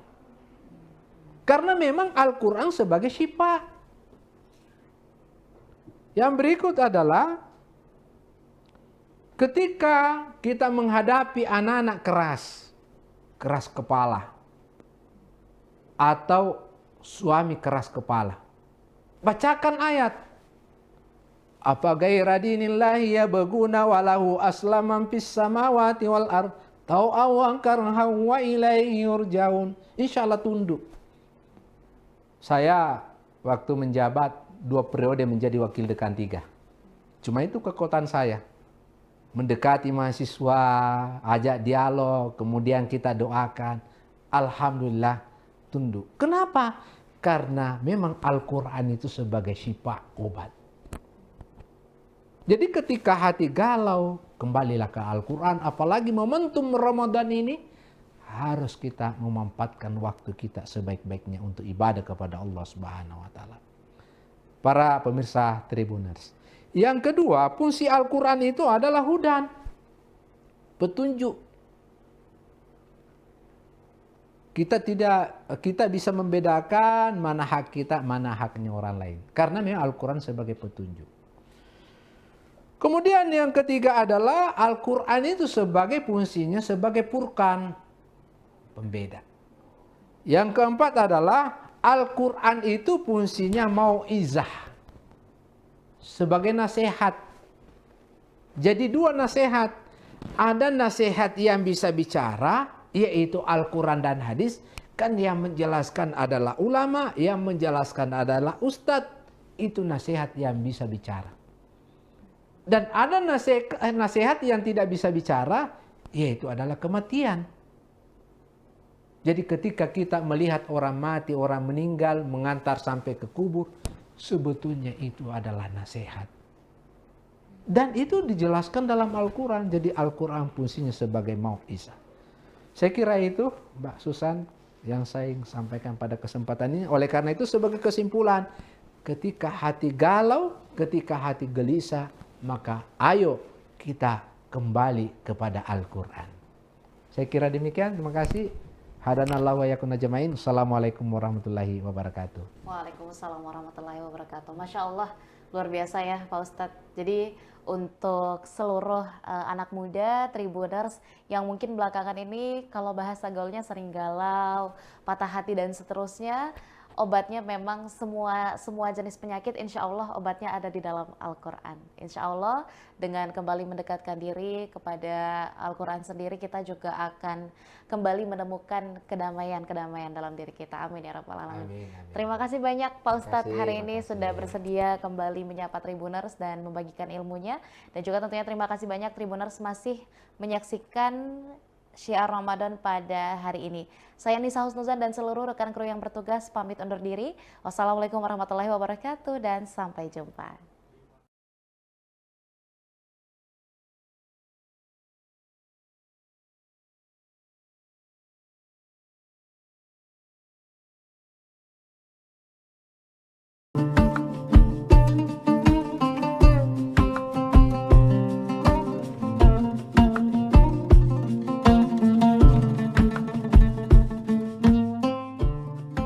Marhaban ya Ramadan, kita telah memasuki bulan suci Ramadan 1446 Hijriah. Bulan yang penuh dengan limpahan berkah, rahmat, dan ampunan. Bulan ini adalah momentum yang sangat berharga bagi kita semua untuk membersihkan hati, pikiran, dan perbuatan. Di bulan yang penuh berkah ini, mari kita tingkatkan ketakwaan dan amal ibadah kita. Menjalani bulan puasa dengan penuh keikhlasan dan kesabaran. Kami segenap jajaran komisaris, direksi, dan karyawan PT Sementonasa mengucapkan selamat menunaikan ibadah puasa Ramadan 1446 Hijriah. Wassalamualaikum warahmatullahi wabarakatuh.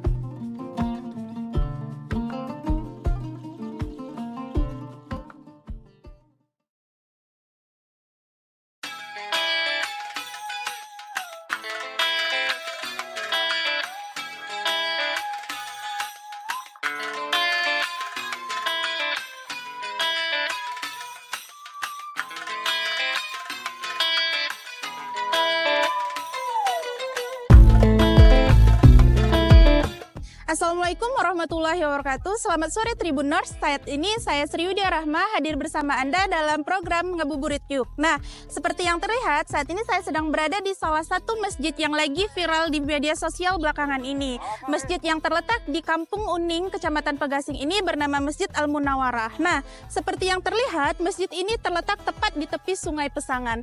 Yuk kita intip lebih dekat gimana sih suasana ngabuburit di Masjid Al-Munawarah ini.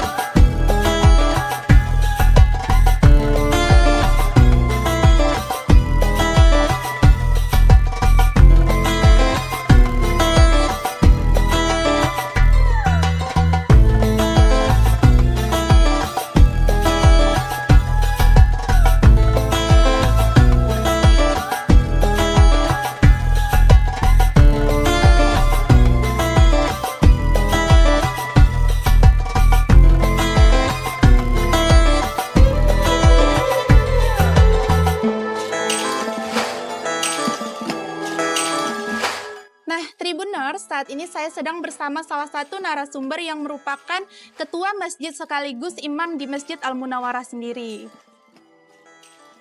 Assalamualaikum Pak, dengan Bapak siapa Pak? Waalaikumsalam warahmatullahi wabarakatuh. Dengan Bapak Dr. Andes Haji Amiruddin Shah sebagai Ketua BKM Masjid Al-Munawwarah sekaligus merangkap sebagai imam masjid. Ya. Sebelumnya nih Pak, boleh nggak Pak ceritain gimana sih suasana sore hari di Masjid Al-Munawwarah sendiri? Apakah selalu ramai Pak? Puncak keramaian ini sebenarnya telah terjadi sejak 25 Desember 2024 pada saat istilahnya peringatan hari Natal memasuki tahun baru. Dan puncak yang paling teramai sekali ketika ada libur Isra Mi'raj dan bersambung dengan libur Imlek. Libur Imlek. Nah, jadi waktu itu tidak berlebihan kalau kami katakan lapangan parkir sudah dibuat lapangan tambahan tidak memadai. Akhirnya kendaraan parkir semuanya di sepanjang jalan raya ini, termasuk di atas sana. Jadi kunjungan itu bukan saja dari Aceh, termasuk dari luar Aceh, dari Padang, dari Sumatera Barat, Riau, dari Jambi. Kalau Medan memang sudah hampir banyak yang berkunjung, malah dari Pulau Jawa. Banyak yang datang sini Pak ya? Ya, itu sebelum apa? Sebelum masuk bulan puasa. Ya. Setelah masuk bulan puasa, ini hari ketiga, itu dari semenjak pagi sudah ada yang berkunjung, lebih-lebih pada siang hari menjelang salat zuhur. Ini salat zuhurnya tetap penuh saf. Kaum bapak penuh, kaum ibu penuh. Apalagi yang datang ini pada waktu zuhur itu setelah selesai salat, itu orang tua rata-rata memandikan anaknya, memberikan kesempatan anaknya berenang sambil, saya boleh katakan memanjakan anak-anaknya lah. Ada yang di tangga masjid, ada yang di daerah atas, yang tidak menimbulkan bahaya karena airnya deras kan gitu. Iya betul Pak. Nah, menurut Bapak sendiri kenapa sih wisatawan berbondong-bondong ramai-ramai datang ke sini? Apa sih keunikan Masjid Al-Munawwarah sendiri Pak? Kalau keunikannya itu kan penilaian masing-masing, tetapi karena ini dari mulut ke mulut yang memviralkannya ini memang mempunyai daya tarik tersendiri yang memberikan keistimewaan di bidang apa-apa saja. Salah satu umpamanya seperti yang kita akui, masjid ini mempunyai tangganya langsung ke sungai Pesangan.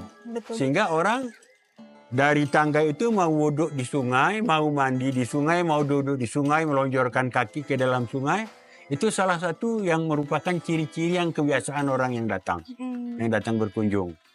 Kemudian di samping itu setiap orang duduk memandang ke Jalan raya, ke puncak gunung. Ke puncak gunung yang gunungnya indah, ada pokok pinusnya yang memang tumbuhan lain tidak mau tumbuh di situ karena tanahnya gersang batu-batuan yang tumbuh damar.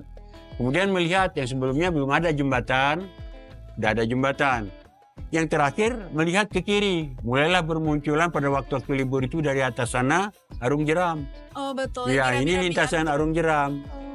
Mulai sampai diperhatikanlah, kita perhatikan kalau Arung Jeramnya sampai di jembatan, dari jembatan ini ke sana kan sudah semi ekstrim. Iya, betul. Nah inilah yang mempunyai daya tarik lainnya, termasuk keadaan air sungai yang bersih yang bisa digunakan untuk wudhu, untuk mandi, dan lain-lain, kan semuanya punya pandangan masing-masing lah. Sehingga yang datang itu tidak pernah mengatakan kecewa, tapi apa adanya yang dia lihat. Ya, betul. Nah, tidak ada mengatakan, ya di lain di apa? Lain di HP. Lain di HP, lain di video, lain aslinya enggak. Mereka malah puas. Dan rata-rata mereka siapapun yang melihat ini yang protes mereka terhadap ini. Bekas kamar mandi dulunya sebelum ada ini, kita kan kamar mandinya sana dulu nyeberang ke sana pakai jembatan. Nah sekarang kesan itu kita hilangkan, ini mau kita jadikan sebagai ikon juga. Rencananya mau dijadikan apa Pak? Perumahan? Bukan, rencana mau jadi kantin, atasnya kita pagar untuk tempat duduk juga. kita pagar di atas, yang di bawahnya kita indahkan. Ya, betul. Kalau memungkinkan kita buat jembatan juga ke seberang sana. Itu nambah daya tarik lagi ya, Ya, nambah Pak, ya? daya tarik lagi karena orang lebih suka foto-foto ini di atas air, betul, di Pak. pinggir sungai. Kalau ada jembatan kan kami lebih Ya mudah udah, nih kan, Pak? udah pasti di situ dia fotonya kan begitu. Oke. Dan terus kita coba benahi sampai ke atas, perluasan lapangan parkir sudah kita Iya, mulai. memang lapangan parkirnya masih belum luas, Pak ya? Luas sebenarnya, tapi karena padatnya pengunjung, Nggak cukup. kita ya? tambah lagi ke atas sana yang lokasi masjid juga. Rawa-rawa kita timbun sudah lebih 130 truk itu kita timbun, dan kita jadikan di situ jadi taman, dan di sebelah kanannya air itu kita rencanakan untuk pemandian anak-anak. Itu yang pola untuk pembangunan itu siapa, Pak? Bapak? Kami sebagai ketua, Oh, ketua panitia pembangunan masjid, ketua kemakmuran sekaligus imamnya. oke. Ada bendaharanya, ada pendukung-pendukungnya lain, marbotnya semuanya ada. Ya. Oke, Pak. Nah, Hmm. bisa nggak Pak, Bapak ceritakan sedikit sejarah terbentuknya masjid ini, atau masjid ini berdirinya sejak kapan tuh, Pak? Kalau tentang berdirinya masjid, kami sudah tanyakan kepada orang-orang tua dahulu. Tidak ada yang berani memastikan tahun berapa berdirinya. Karena katanya sebelum pun kami kemari dulu sudah ada. Sebelum kami pindah ke Uning ini dulu sudah ada. Walaupun dia masih papan, kecil dan sebagainya. Hanya yang kami ingat, karena kami pada waktu sebagai ketua remaja masjid, masjid ini direhab tahun 1982 menjadi yang seperti sekarang ini. Yang waktu itu walaupun rehab, belum granit lagi, pelapon belum ada. Masih seadanya, Ya, Pak, masih adanya. Kemudian kami beralih fungsi, beralih kedudukan jabatan dari remaja masjid menjadi sekretaris, menjadi bendahara. Nah, ini mulai kami kelola. Dan terakhir kami sebagai ketua. Nah, ini mulailah program-program yang termasuk menara, penambahan ini, dan yang kami prioritaskan masjid ini sebagai orang yang dipercayakan sebagai memegang amanah menjadi panitia adalah untuk memakmurkan masjid.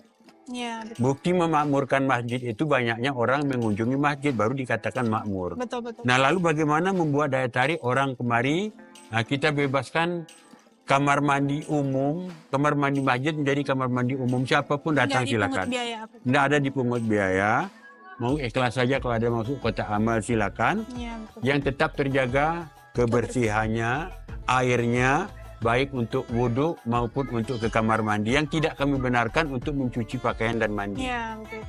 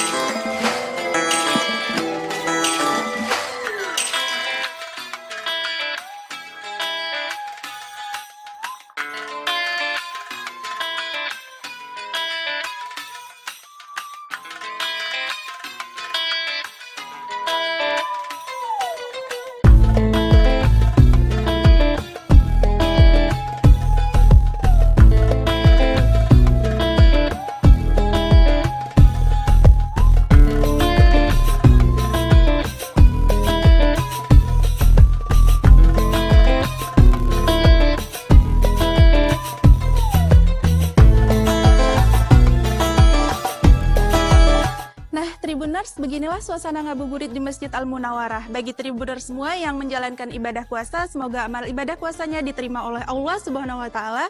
Saya Sri Widya Rahma pamit undur diri. Saya akhiri. Wassalamualaikum warahmatullahi wabarakatuh.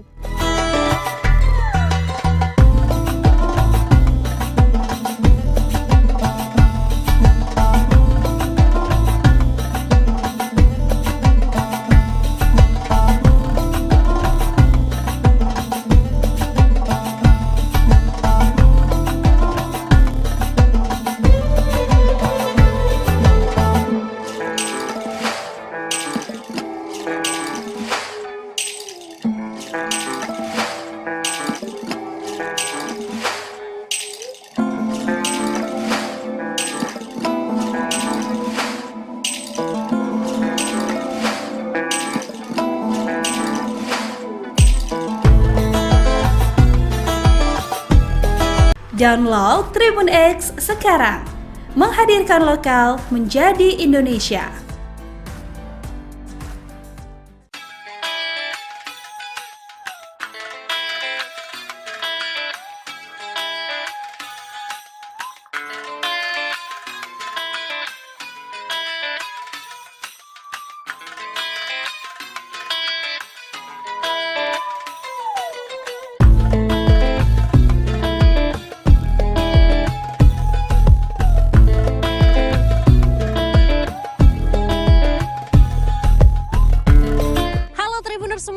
Selamat datang di Bayan, Masjid Kurino Bayan, salah satu masjid bersejarah, salah satu saksi bisu masuknya agama Islam di Pulau Lombok. Dan masjid ini sudah berdiri 300 tahun dan ini menjadi saksi bisu dan juga sekarang menjadi destinasi wisata yang banyak dikunjungi oleh wisatawan. Bukan hanya wisatawan lokal tapi wisatawan mancanegara. Nanti kita akan lihat bagaimana wujud dan bentuk dan sejarah dari masjid tertua yang ada di Lombok ini. Nanti ikutin terus saya, kita akan explore hari ini.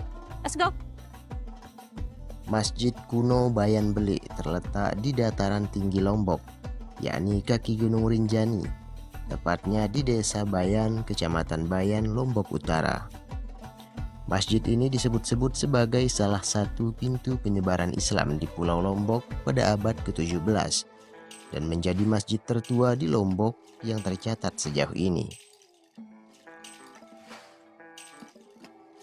Jadi keberadaan masjid kuno ini tidak terlepas dari datangnya Islam ke Bayan.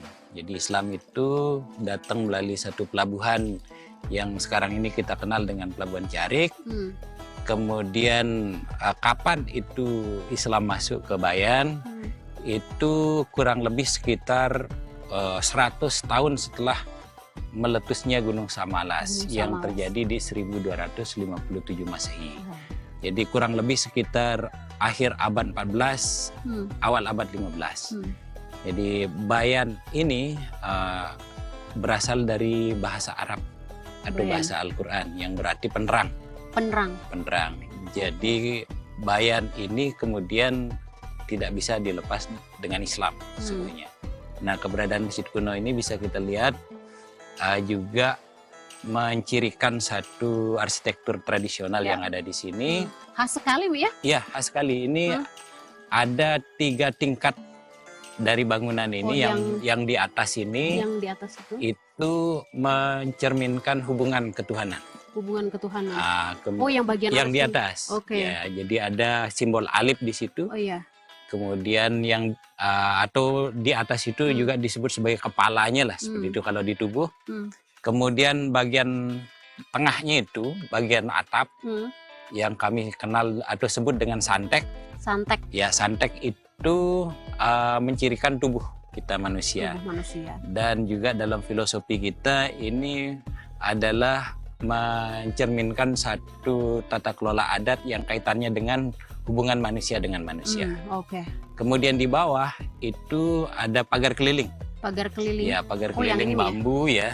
Itu tingkatan yang paling bawah ini juga punya filosofinya, yaitu mencirikan hubungan manusia dengan lingkungannya.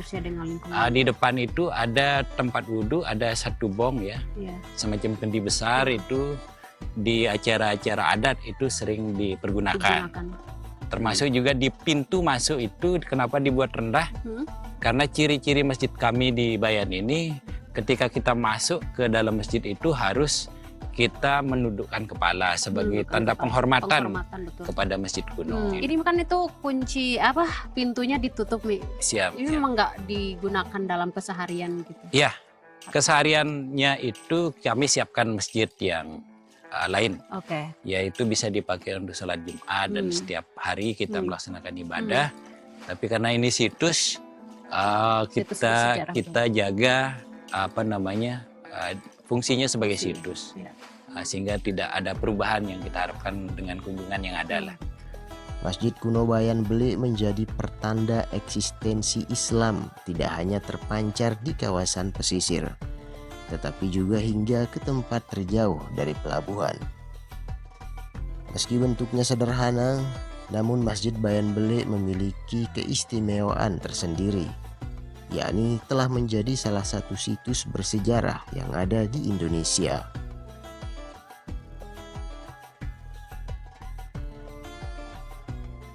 Nah ini Mi, kan kita tadi ini dijelaskan ini memang disengaja dibuat pendek gitu. Iya. Jadi ini pendek sekali, berapa nih tingginya Mi? Tinggi pagarnya ini sekitar 1 meter ya. 1 meter. 1 meter. Kemudian luasnya ini 9 kali 9. 9 kali 9. Fondasinya. Oke. Kemudian pintunya ini itu disesuaikan memang dengan tinggi pagarnya. Oke. Memang sengaja dibuat lebih rendah seperti ini agar ketika siapapun yang masuk ke tempat ini itu dia nanti akan menghormati masjid ini sebagai bentuk apa namanya penghormatan mereka terhadap keberadaan Masjid Kuno Bayan. Ini filosofinya. Kemudian di situ ada tempat wudhu, ya ada bong. Mungkin bisa kita, oh ini bong ya. Ya, ini bong. terbuat dari tanah liat biasanya kan? Ya ini Tanah liat. ini semacam guci lah. Iya ya. Guci atau kendi. Kendi. Waktu acara adat ini diisi nanti di bawah air dari bawah. Di sini dipakai untuk wudhu dan sebagainya. Kecamatan Bayan memang salah satu gerbang masuknya Islam di Pulau Lombok. Di kecamatan inilah Islam pertama kali diperkenalkan dan Masjid Bayan Bele merupakan masjid pertama yang berdiri di pulau ini.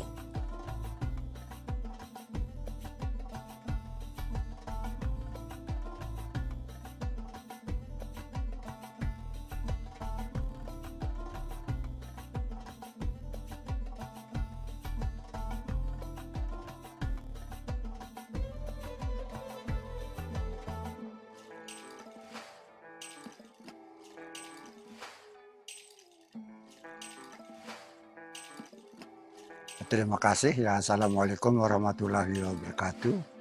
Jadi di sini ya masyarakat Bayan ini terkenal dengan agamanya yaitu agama Islam.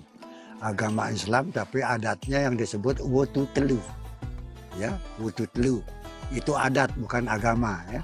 Nah, sekarang ini kita pertahankan masjid kuno ini karena masjid yang pertama ya menurut sejarahnya bahwa masjid yang pertama di Pulau Lombok ini adanya di Bayan ini. Nama Bayan pun setelah Datu Bayan menerima agama Islam ini baru disebut dusun ini secara keseluruhan menjadi kecamatan, desa atau wilayah kedistrikan Bayan. Tetapi setelah adanya masjid kuno ini didirikan oleh para wali songo yang dari Jawa itu gitu. Jadi sebelum itu ya masyarakat di sini dipimpin oleh kedatuannya, bukan kerajaan dulu ya. Datu Bayan yang mengirim. Oleh karena itu para syiar agama yang datang dari Jawa yang disebut Wali Songo itu ya, datunya lah yang dicari diislamkan lebih dahulu. Karena luasnya wilayah Bayan ini antara lain dari Lombok Timur sampai dengan Menggale sana, Pusuk Pas, itu wilayah kedatuan Bayan dulu. Oleh karena itu, karena luas wilayahnya, mungkin dari syiar agama itu ada unsur politik sedikit. Kalau zaman dulu itu datunya lah yang diajak diislamkan lebih dahulu. Nah, setelah Islam itu jadi, maka berdirilah masjid kuno ini, dan masjid kuno inilah namanya Bayan. Yang konon menurut para ahli sejarah, ya asli Islam, bahwa nama Bayan ini disebut penerangan ya. Penerangan daripada pertamanya Islam masuk di Pulau Lombok ini gitu. Nah, sedangkan penggunaan dari masjid kuno ini antara lain ya adat yang ada hubungannya dengan agama, disitulah kami makmurkan. Untuk memakmurkan masjid kuno ini adalah adat yang ada hubungannya dengan agama, seperti ada maulid ya, maulid adat, ada Idul Fitri, Idul Adha, pokoknya segala syariat itu kita laksanakan di sana oleh unsur-unsur yang tertentu yang disebut peranata adat yang dipimpin oleh kiai penghulu, lebih, ketip dan mudim, diiringi oleh para santrinya. Disitulah akan diadakan ya sholat seperti syariat Islam syariat itu untuk mengadakan tarawih. Nah, oleh perkara-perkara adat yang tertentu tadi.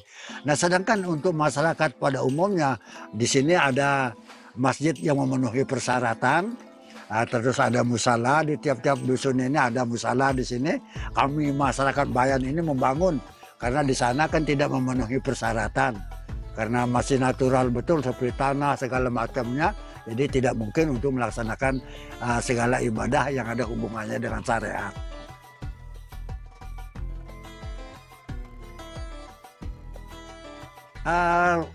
Karena orang Bayan ini betul-betul orang agama Islam yang pertama. Ya menurut versi kami di sini Islam ini masuk ya lewat Labuan Carik dan datang ke Datu Bayan itu, lalu Islamkan Bayan ini oleh datunya yang yang dibawa dari dari Jawa itu, dari Wali Songo itu. Disinilah kami itu orang agama Islam. Cuma adatnya yang disebut wetu telu, bukan agama tuh.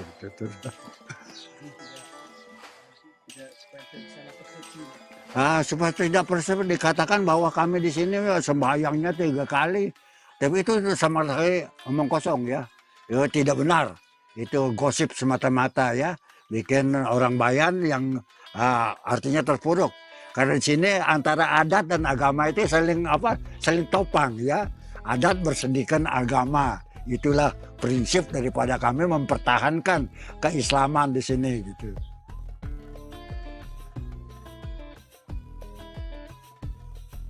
Wetu telu ini terdiri dari 3 unsur ya. Kita adatkan adanya kelahiran, bertelur, beranak. Yaitu tumbuh, ya, tumbuh, beranak, dan bertelur. 3 unsur ini harus dilaksanakan secara adat. Semuanya kita lestarikan seperti manusia dengan Tuhan, manusia dengan alam, manusia sesama manusia. Ini yang kami pertahankan di sini sehingga menjadi 3 unsur itu yang harus dipertahankan, yang harus kami tanamkan di dalam hati sanubari yang paling dalamnya gitu. Iya ya, itulah disebut adat yang disebut wetu telu. Bukan kalau agamanya ya, kalau puasa ini semua kita. Kalau tidak percaya silahkan datang sama-sama kami harus melaksanakan ini. Karena persyaratan untuk puasa itu ada, sekarang kan bulan Roah ya. Sudah itu bulan Roah ini ada upacaranya namanya Sampat Jumat. Sudah mulai sudah kita melaksanakan puasa gitu.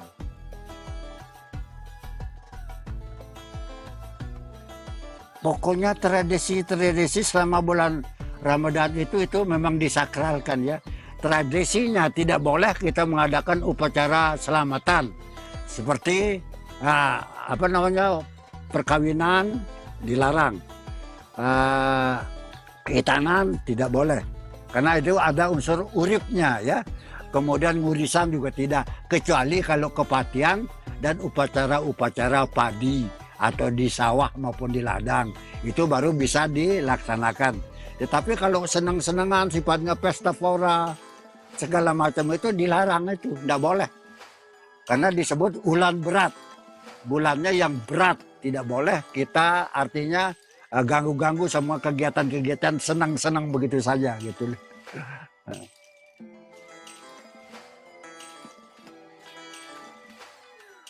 Kalau aktivitas daripada pariwisata itu sendiri ya, setelah Bayan ini sudah dikenal ya, juga banyak peneliti-peneliti dari luar negeri sehingga Bayan ini terkenal ya dengan adanya masjid kuno, rumah-rumah adat dan beberapa tempat yang lain seperti ada mata air terjun. Jadi antusias daripada pariwisata itu sendiri sangat mendukung ya. Juga masyarakatnya berterima kasih atas kedatangan daripada pariwisata itu karena sedikit tidak membawakan rezeki, kata-kata begitu ya. Bawa rezeki karena mungkin ada kelapa, ada apa saja yang mau dihidangkan, itu juga akan mendatangkan rezeki bagi masyarakat setempat. Jadi tidak ada perbedaan sepanjang turis ini mengikuti adat istiadat. Contohnya kalau masuk di masjid kuno harus pakai sapu, ya pakai kain panjang dan sebagainya, itu disarankan oleh peranata adat atau masyarakat adat di sini supaya tidak menghilangkan keasliannya.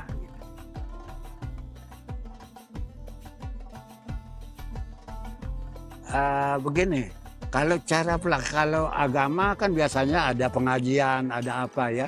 Tetapi kalau cara kami peranata adat, orang-orang tua adat di sini ini, itu melibatkan ya generasi kita. Baik laki maupun perempuan, baik cara berpakaiannya, penempatan dari penggunaan pakaian itu sendiri, kita didik, kita ajarkan sekaligus dengan maknanya. Itu juga akan kita beritahukan kepada generasi itu. Itulah cara kami untuk melestarikan adat istiadat ini. Sehingga mereka juga pandut mengikuti apa katanya orang tua, apa katanya pimpinan, itu diikuti. Alhamdulillah sampai hari ini juga walaupun dia sekolahnya di Jakarta, di Jogja, di Mataram, juga dia kembali juga kita bergabung bersama-sama melaksanakan adat ini gitu.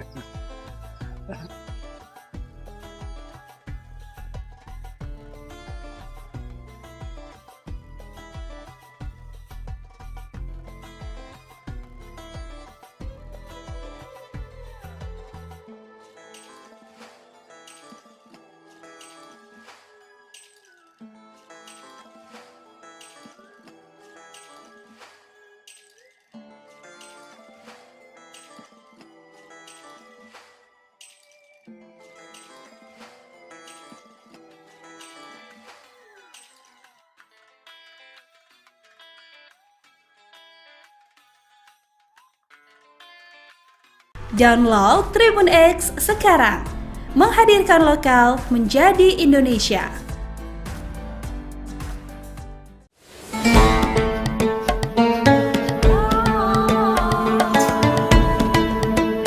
Assalamualaikum warahmatullahi wabarakatuh. Pemirsa, hari ini sudah memasuki Ramadan 1446 Hijriah. Kami menayangkan program Tausiah Ramadan. Kali ini dengan Banjarmasin Pos telah hadir narasumber kita, yaitu Profesor Dr. Haji Mujibur Rahman, SAG MA. Beliau ini adalah Rektor Universitas Islam Negeri Antasari Banjarmasin. Kita sapa dulu beliau. Selamat sore, Prof. Selamat sore. Selamat sore. Baik, Prof. Pada hari ini kita akan membahas mengenai Ramadan adalah training kepemimpinan. Seperti kita ketahui, Prof, bahwa pada Ramadan tahun ini bertepatan dengan tidak lama setelah pelantikan para kepala daerah se-Indonesia serentak. Nah, mungkin ada hikmah yang bisa kita dapat dari momen Ramadan ini, tidak hanya bagi para pemimpin daerah yang baru saja dilantik, tapi juga kita pribadi sebagai seorang muslim yang menjalani ibadah puasa di bulan suci Ramadan. Baik, untuk lebih lengkapnya kita langsung saja berbincang dengan Profesor Mujibur Rahman. Baik, bagaimana Prof menurut pandangan Profesor terkait dengan momentum Ramadan ini jika dikaitkan dengan kepemimpinan? Apakah ada hal yang bisa kita petik atau pelajaran yang bisa kita petik, Prof?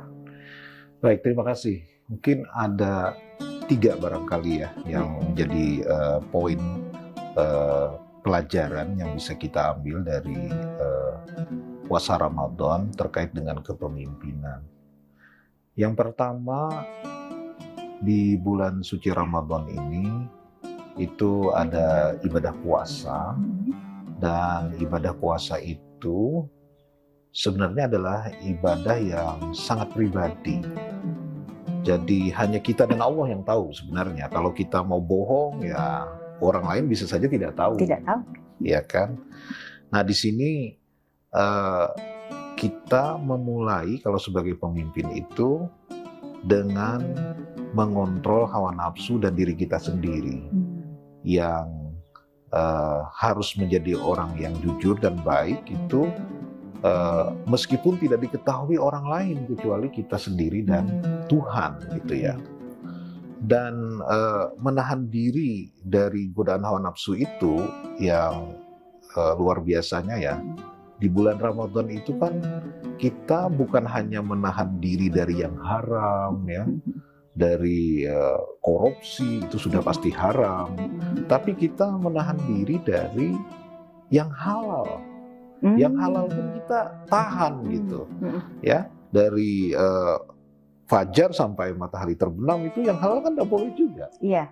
Nah, itu satu pelajaran penting bahwa kalau kita yang halal saja mampu mengendalikan diri, ya, yang haram seharusnya lebih mampu. Lebih mampu lagi ya. Nah, jadi ini kalau sebagai pemimpin berarti kita sudah bisa mengalahkan hawa nafsu kita, keinginan-keinginan rendah kita, dan mengutamakan kebaikan dan kebenaran untuk orang banyak, ya.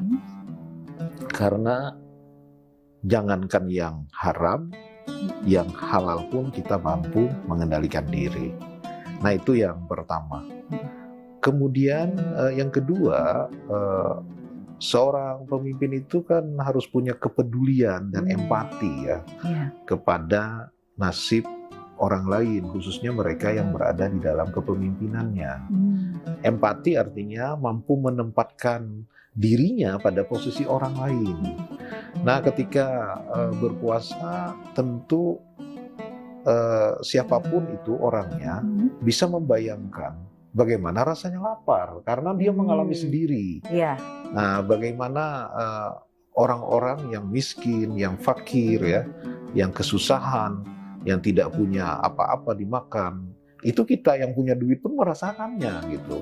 Maka sebagai pemimpin itu kita dilatih dan melatih diri kita untuk membuat diri kita tuh peka terhadap penderitaan orang lain, terhadap kesengsaraan, kesusahan masyarakat yang kita pimpin. Nah, kalau kita sudah mampu berempati, maka kita akan membuat kebijakan, keputusan, ya, program-program yang bisa membantu mereka yang dalam keadaan susah, mereka yang dalam keadaan miskin dan seterusnya itu. Nah, yang ketiga, di bulan suci Ramadan ini adalah masa ketika Al-Quran pertama kali diturunkan. Itu artinya kenabian Nabi Muhammad itu dimulai pada bulan Ramadan. Nah, ini pelajaran yang sangat, menurut saya, hemat saya sangat penting ya. Karena Nabi Muhammad itu kan orang yang miskin, yatim piatu, berjuang hidupnya sampai kemudian dia menjadi pengusaha sukses bersama dengan istrinya. Hidupnya sejahtera. Tetapi kok mau-maunya jadi rasul itu? Padahal berat ya, Prof ya. Sangat berat. Bukan enak jadi bakalan dimusuhi orang, dan itu terjadi. Nah, salah satu riwayat itu mengatakan bahwa beliau itu ketakutan, ya kan, waktu pertama menerima wahyu itu.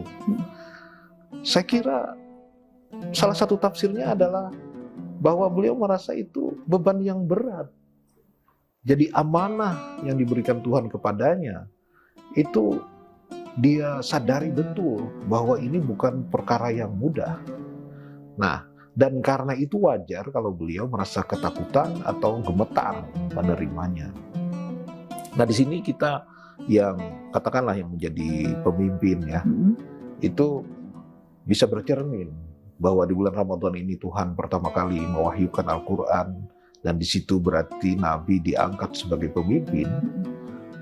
Beliau sendiri orang yang sangat baik, sebegitu takutnya, sehingga kita juga harusnya ada rasa takut gitu. Ya, anggaplah waktu pelantikan itu saya berjanji akan mengutamakan kepentingan negara dan masyarakat di atas kepentingan pribadi dan golongan, misalnya ya. Ingat nggak, ya kan? Nah, itu tuh berat itu, berat. Jadi Satu. Kedua, Nabi itu orang yang sudah selesai dengan dirinya sendiri. Karena hidupnya sudah makmur dan bersyukur dengan kehidupannya yang ada, tidak banyak macam-macam dia. Dia tidak ingin memanfaatkan misalnya posisinya itu sebagai cara untuk menjadi orang kaya raya, lebih kaya atau lebih sukses tidak ada. Makanya ketika dia disuruh berhenti, ditawarin macam-macam, tidak mau kan? Karena memang dia punya misi. Nah, itu bedanya. Jadi sebagai seorang pemimpin, dia punya misi, punya cita-cita yang ingin diwujudkannya untuk membangun masyarakat. Nah, dan tidak ada kepentingan pribadi, sehingga dia adalah orang yang selesai dengan dirinya sendiri.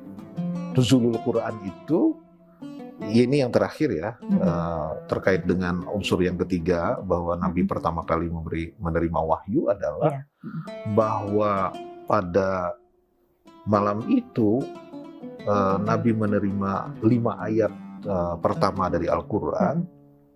Perintah utamanya kan adalah membaca. Membaca kemudian menulis ya. Bahwa Tuhan mengajarkan ilmu dengan tulisan gitu ya.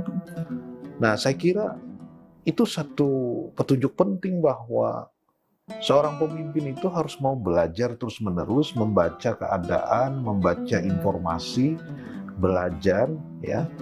Jangan sampai kita melakukan keputusan dengan kebodohan. Ya, itu tidak boleh.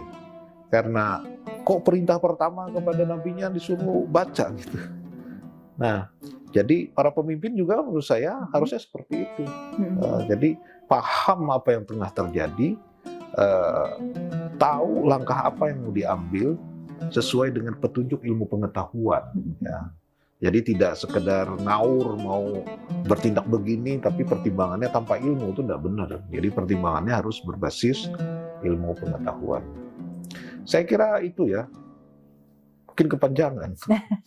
Enggak, menarik sekali nih Prof. Justru ini menginspirasi kita mungkin ya, bahwa justru di momen Ramadan ini saatnya bagi pemimpin lah ya untuk mempersiapkan diri, mempersiapkan jiwa kepemimpinannya, bahwa pemimpin itu tidak sekedar mengomando orang, sekelompok orang, memerintah orang, atau untuk kepentingan diri sendiri golongannya, atau mungkin yang lebih pragmatis hanya untuk mencari kekayaan, memperkaya diri sendiri. Tapi lebih dari itu ada tanggung jawab ya Prof ya.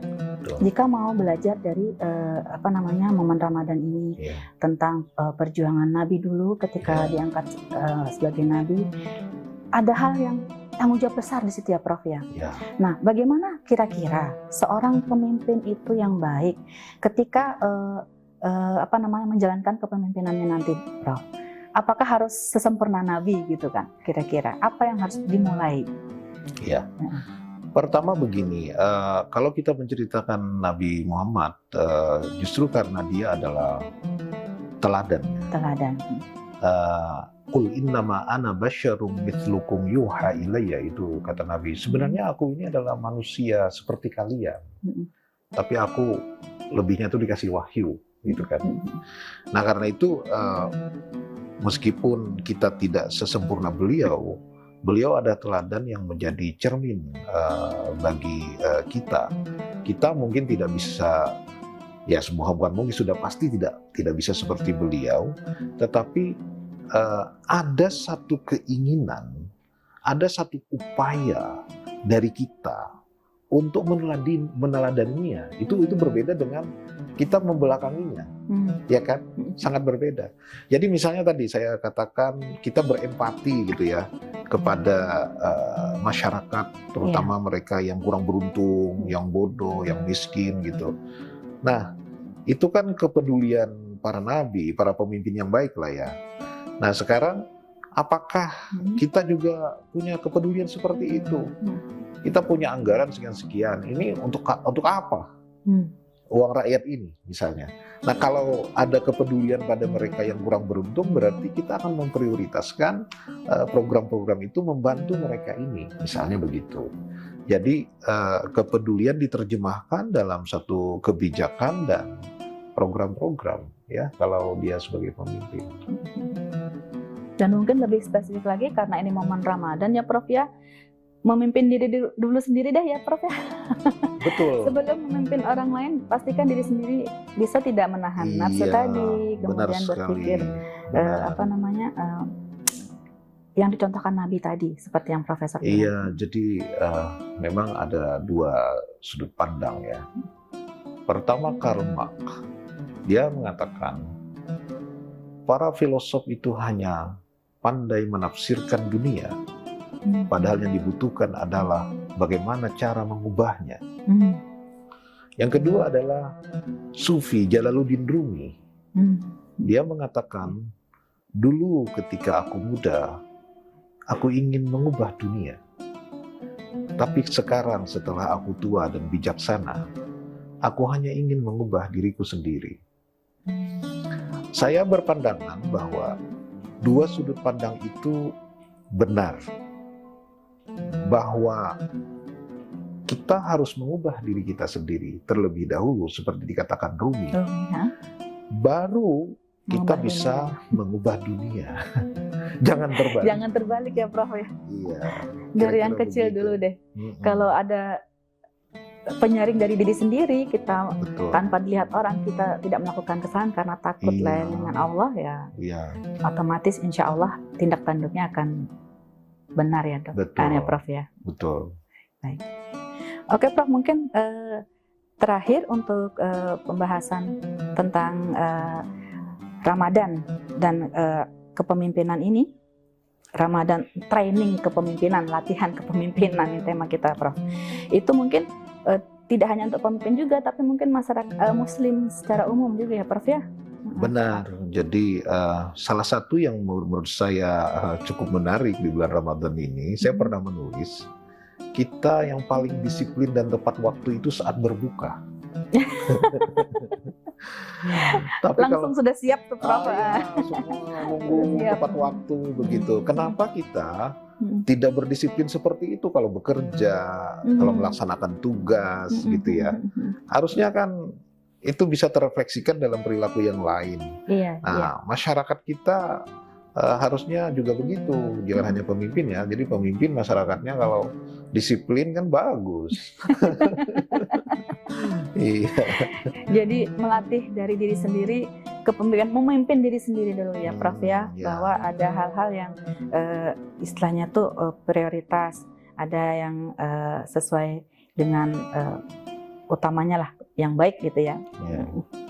Terus terkait dengan pelajaran Ramadan dalam kepemimpinan sendiri, mungkin ada pesan terakhir mungkin terkait dengan apa sih yang paling harus dari rangkuman dari 3 tadi yang harus dilakukan, mulai dari introspeksi diri sendiri mungkin, terus kemudian melakukan apa gitu dong. Yang paling berat menurut saya, seorang pemimpin itu tugas utamanya adalah menegakkan keadilan. Jadi apa yang tadi saya sebutkan terkait dengan kita sebagai pemimpin harus mampu mengendalikan hawa nafsu, jujur. Itu kan keadilan. Intinya kita tidak akan bisa berlaku adil kalau kita tidak bisa mengalahkan hawa nafsu. Kita tidak akan bisa berlaku adil kalau kita tidak punya empati kepada mereka yang lemah. Kita tidak akan bisa berlaku adil kalau kita belum selesai dengan diri kita sendiri. Kita juga tidak bisa berlaku adil kalau kita bodoh. Nah, jadi keadilan sesungguhnya adalah inti dari kepemimpinan. Karena itu ada seorang sufi yang mengatakan begini, kalau Anda percaya pada wali, ada wali ya, orang suci, orang yang dekat pada Allah. Itu ada 3 katanya jenisnya. Jenis yang pertama, wali itu tersembunyi, nggak ada yang orang tahu, dia sendiri dengan Allah saja, dia dekat. Jenis yang kedua, dia juga dikenal karena dia mengajak orang lain untuk dekat kepada Allah, untuk bertobat, untuk ini yang kedua. Tapi ada yang paling tinggi, itu wali yang menjadi pemimpin karena dia menegakkan keadilan. Jadi imam yang adil, pemimpin yang adil, itu adalah citra ideal kepemimpinan dalam Islam. Dan puasa itu sebenarnya kan keadilan. Jadi misalnya gini, kita tidak disuruh puasa 24 jam. Kita juga harus berlaku adil pada tubuh kita, ya kan? Ada istirahat, tapi kita juga boleh makan, boleh minum, gitu. Kalau di perjalanan kita bakalan sakit, nggak usah puasa. Nah, itu kan, kalau orang sakit tidak diwajibkan puasa. Jadi itu ada keadilan pada tubuh juga. Nah, inilah intisari daripada puasa sebagai pembelajaran bagi kepemimpinan, kalau hemat saya. Baik, terima kasih banyak Profesor Mujib. Tausiahnya luar biasa sekali. Sesuai tema kita pada hari ini tentang Ramadan adalah training kepemimpinan. Karena keterbatasan waktu, kita akhiri, Prof. Terima kasih banyak.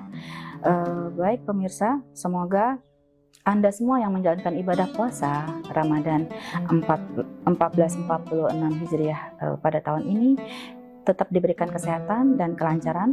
Kemudian ingatlah bahwa puasa itu, ibadah Ramadan itu menjadi pelatihan untuk diri kita sendiri, terutama untuk bagaimana kita memimpin diri kita sendiri untuk menjadi lebih baik lagi. Dan bagi para pemimpin yang baru saja dilantik, semoga bulan Ramadan ini juga menjadi sarana atau wadah mereka untuk bisa mengimplementasikan apa itu kepemimpinan yang sebenarnya sesuai ajaran Nabi Muhammad SAW. Akhir kata kita akhiri. Assalamualaikum warahmatullahi wabarakatuh. Waalaikumsalam warahmatullahi wabarakatuh. Download Tribun X sekarang, menghadirkan lokal menjadi Indonesia.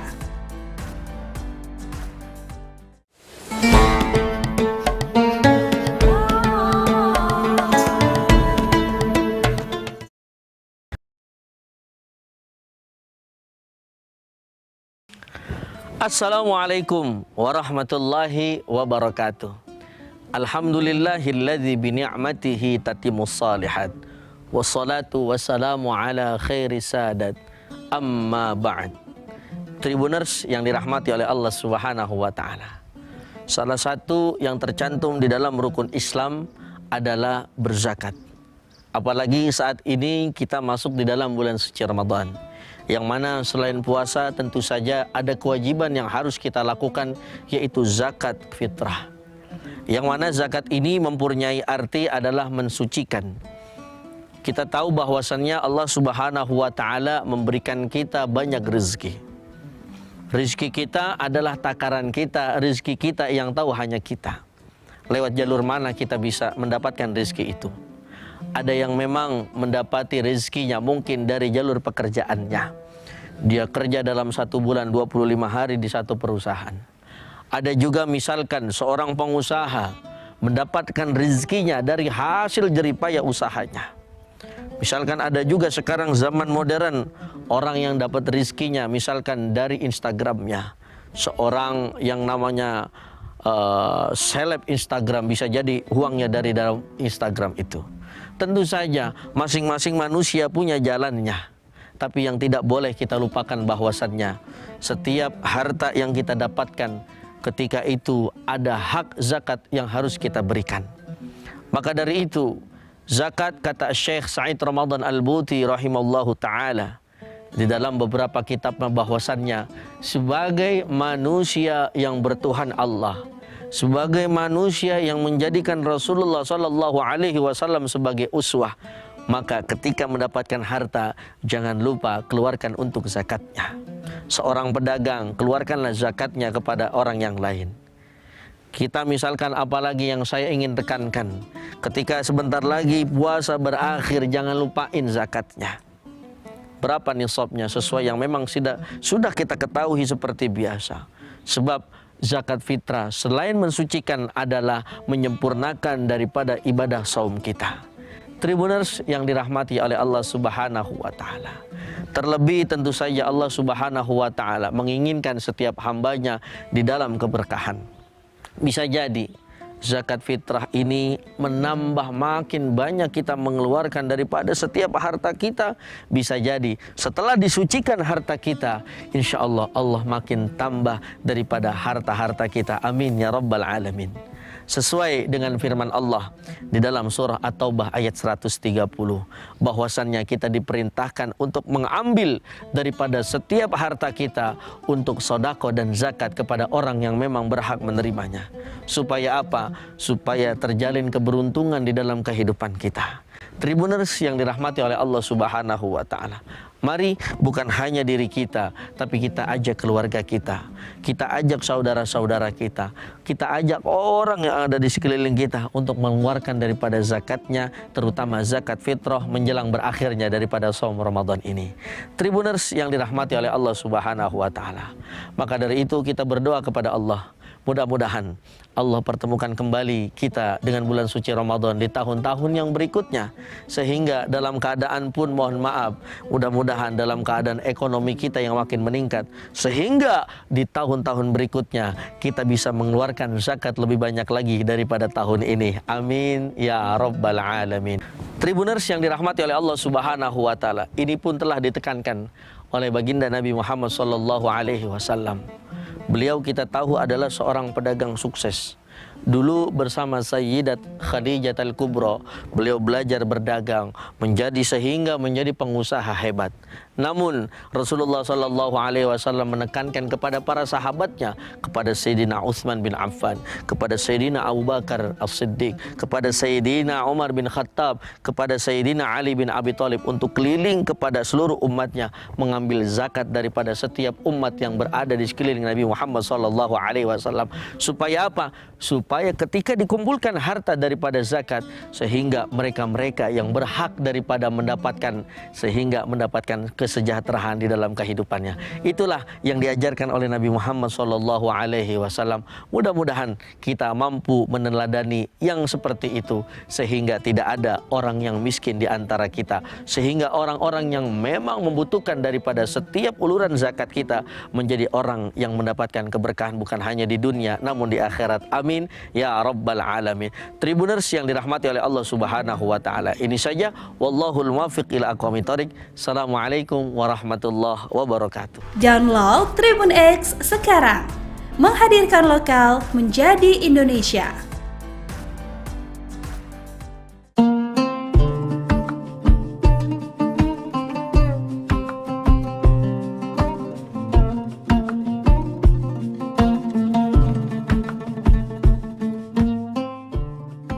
Marhaban ya Ramadan, kita telah memasuki bulan suci Ramadan 1446 Hijriah. Bulan yang penuh dengan limpahan berkah, rahmat, dan ampunan. Bulan ini adalah momentum yang sangat berharga bagi kita semua untuk membersihkan hati, pikiran, dan perbuatan. Di bulan yang penuh berkah ini, mari kita tingkatkan ketakwaan dan amal ibadah kita, menjalani bulan puasa dengan penuh keikhlasan dan kesabaran. Kami segenap jajaran komisaris, direksi, dan karyawan PT Sementonasa mengucapkan selamat menunaikan ibadah puasa Ramadan 1446 Hijriah. Wassalamualaikum warahmatullahi wabarakatuh.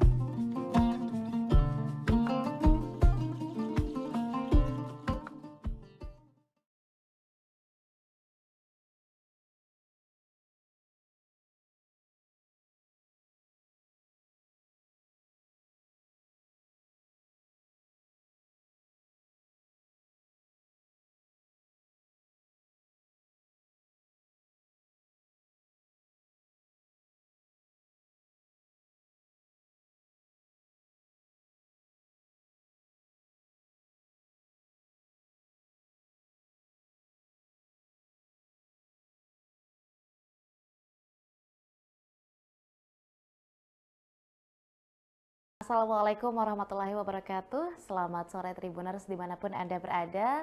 Jumpa lagi bersama saya Nisa Husnuzan dalam Syiar Ramadan 1446 Hijriah. Insya Allah sembari menantikan waktu berbuka puasa, kami akan kembali menyajikan ceramah pada hari ini sekaligus ilmu-ilmu baru dan bermanfaat untuk kita semua. Amin ya rabbal alamin. Untuk itu izinkan saya menyapa yang akan tentunya kembali menemani kita.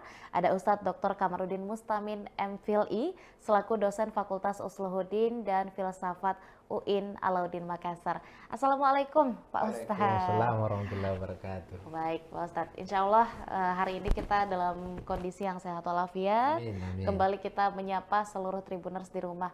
Nah mungkin untuk tema pada hari ini Pak Ustadz akan sedikit banyak sekaitan dengan bulan suci Ramadan ini sendiri, bagaimana atau mungkin walaupun di luar dari bulan suci Ramadan, bagaimana untuk mendapatkan obat dari hati yang gelisah gitu. Jadi seperti apa Pak Ustadz? Silahkan. Ya, makasih. Assalamualaikum warahmatullahi wabarakatuh. Alhamdulillahilladzi ja'ala syahru Ramadan syahru mubarak alladzi unzila fihi al-Qur'an hudal linnas wa bayyinatin minal huda wal furqan. Para pemirsa Tribuners, ya insyaallah sehat walafiat dan sukses menjalankan ibadah puasa supaya menggapai predikat la'allakum tattaqun. Pada kesempatan ini menarik tadi yang disampaikan Mbak Susan. Ketika hati gelisah harus kembali ke Al-Qur'an. Memang kalau kita lihat fungsi Al-Quran itu yang pertama sebagai syifaun. Syifaun itu artinya obat. Jadi para pemirsa, kalau galau hatinya, kita baca Al-Quran. Karena Allah berfirman, wa nunazzilu minal Qur'ani ma huwa syifaa'un wa rahmatul lil mu'minin. Jadi Al-Qur'an diturunkan itu salah satu fungsinya adalah syifaa'un, adalah obat bagi orang-orang yang beriman. Misalnya ada orang susah tidur matanya. Berkali-kali ke dokter. Ternyata dikasih resep obat tidak ada yang cocok. Karena yang bermasalah bukan fisiknya, tetapi yang bermasalah adalah batinnya, hatinya. Makanya kalau ada orang susah tidur, gelisah tidur, ya baca ayatul kursi. Allahu la ilaha illa huwal hayyul qayyum la ta'khudhuhu sinatun wala naum. Sampai seterusnya. Ketika ada orang susah kehidupannya, belum dapat kerja, amalkan surah Al-Waqiah. Ada orang belum dapat jodoh, ya rajin-rajin baca doanya Nabi Yusuf. Inni ra'aitu ahada syarran kawkaban wasyamsa wal qamar ra'aituhum li sajidin. Amalkan ini, insya Allah jodohnya cepat datang. Karena memang Al-Quran sebagai syifa. Yang berikut adalah ketika kita menghadapi anak-anak keras kepala, atau suami keras kepala, bacakan ayat. Apa gaira dinillahi yabghuna walahu aslaman fis samawati wal ard tau'awan karha wa ilaihi yurja'un. Insyaallah tunduk. Saya waktu menjabat 2 periode menjadi wakil dekan 3. Cuma itu kekuatan saya. Mendekati mahasiswa, ajak dialog, kemudian kita doakan. Alhamdulillah tunduk. Kenapa? Karena memang Al-Quran itu sebagai syifa, obat. Jadi ketika hati galau, kembalilah ke Al-Quran. Apalagi momentum Ramadan ini, harus kita memanfaatkan waktu kita sebaik-baiknya untuk ibadah kepada Allah Subhanahu wa Ta'ala. Para pemirsa Tribuners. Yang kedua, fungsi Al-Quran itu adalah hudan, petunjuk. kita bisa membedakan mana hak kita, mana haknya orang lain. Karena memang Al-Quran sebagai petunjuk. Kemudian yang ketiga adalah Al-Quran itu sebagai fungsinya sebagai furqan, pembeda. Yang keempat adalah Al-Quran itu fungsinya mau'izah, sebagai nasihat. Jadi dua nasihat. Ada nasihat yang bisa bicara, yaitu Al-Quran dan hadis. Kan yang menjelaskan adalah ulama, yang menjelaskan adalah ustadz. Itu nasihat yang bisa bicara. Dan ada nasihat yang tidak bisa bicara, yaitu adalah kematian. Jadi ketika kita melihat orang mati, orang meninggal, mengantar sampai ke kubur, sebetulnya itu adalah nasihat. Dan itu dijelaskan dalam Al-Quran. Jadi Al-Quran fungsinya sebagai mau'izah. Saya kira itu Mbak Susan yang saya sampaikan pada kesempatan ini. Oleh karena itu sebagai kesimpulan, ketika hati galau, ketika hati gelisah, maka ayo kita kembali kepada Al-Quran. Saya kira demikian. Terima kasih. Hadanallahu wa yakunna jamain. Assalamualaikum warahmatullahi wabarakatuh. Waalaikumsalam warahmatullahi wabarakatuh. Masya Allah, luar biasa ya Pak Ustadz. Jadi untuk seluruh anak muda Tribuners yang mungkin belakangan ini kalau bahasa gaulnya sering galau, patah hati dan seterusnya, obatnya memang semua jenis penyakit insya Allah obatnya ada di dalam Al-Quran. Insya Allah dengan kembali mendekatkan diri kepada Al-Quran sendiri, kita juga akan kembali menemukan kedamaian dalam diri kita. Amin ya Rabbal Alamin. Terima kasih banyak Pak Ustadz hari ini sudah bersedia kembali menyapa Tribuners dan membagikan ilmunya. Dan juga tentunya terima kasih banyak Tribuners masih menyaksikan Syiar Ramadan pada hari ini. Saya Nisa Husnuzan dan seluruh rekan kru yang bertugas pamit undur diri. Wassalamualaikum warahmatullahi wabarakatuh dan sampai jumpa.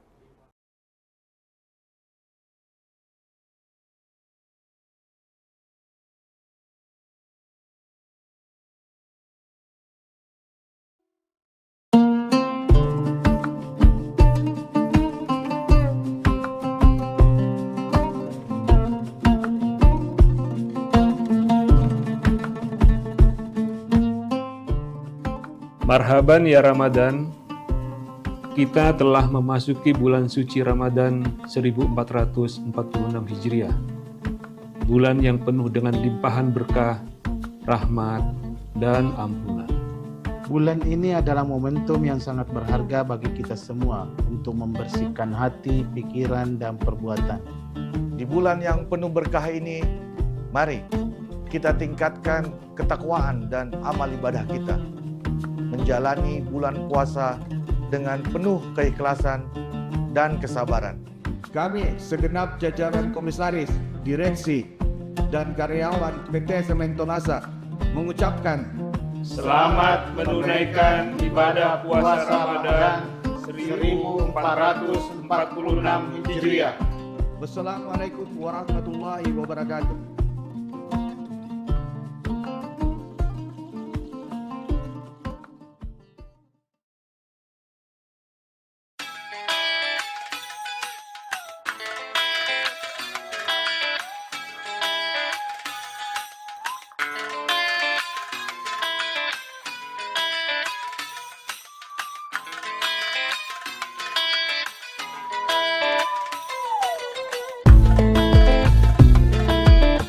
Assalamualaikum warahmatullahi wabarakatuh. Selamat sore Tribuners. Saat ini saya Sri Yudia Rahma hadir bersama Anda dalam program Ngabuburit Yuk. Nah, seperti yang terlihat saat ini saya sedang berada di salah satu masjid yang lagi viral di media sosial belakangan ini.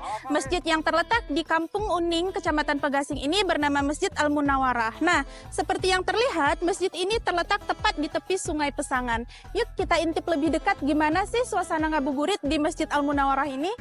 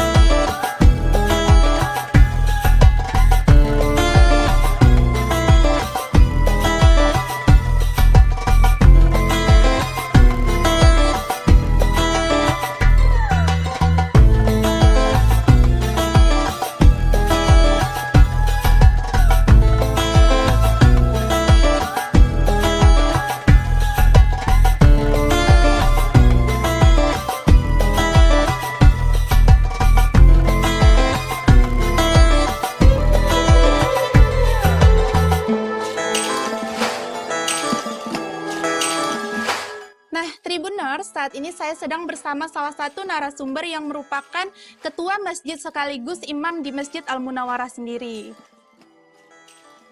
Assalamualaikum Pak, dengan Bapak siapa Pak? Waalaikumsalam warahmatullahi wabarakatuh. Dengan Bapak Dr. Andes Haji Amiruddin Shah sebagai Ketua BKM Masjid Al-Munawwarah sekaligus merangkap sebagai imam masjid. Ya.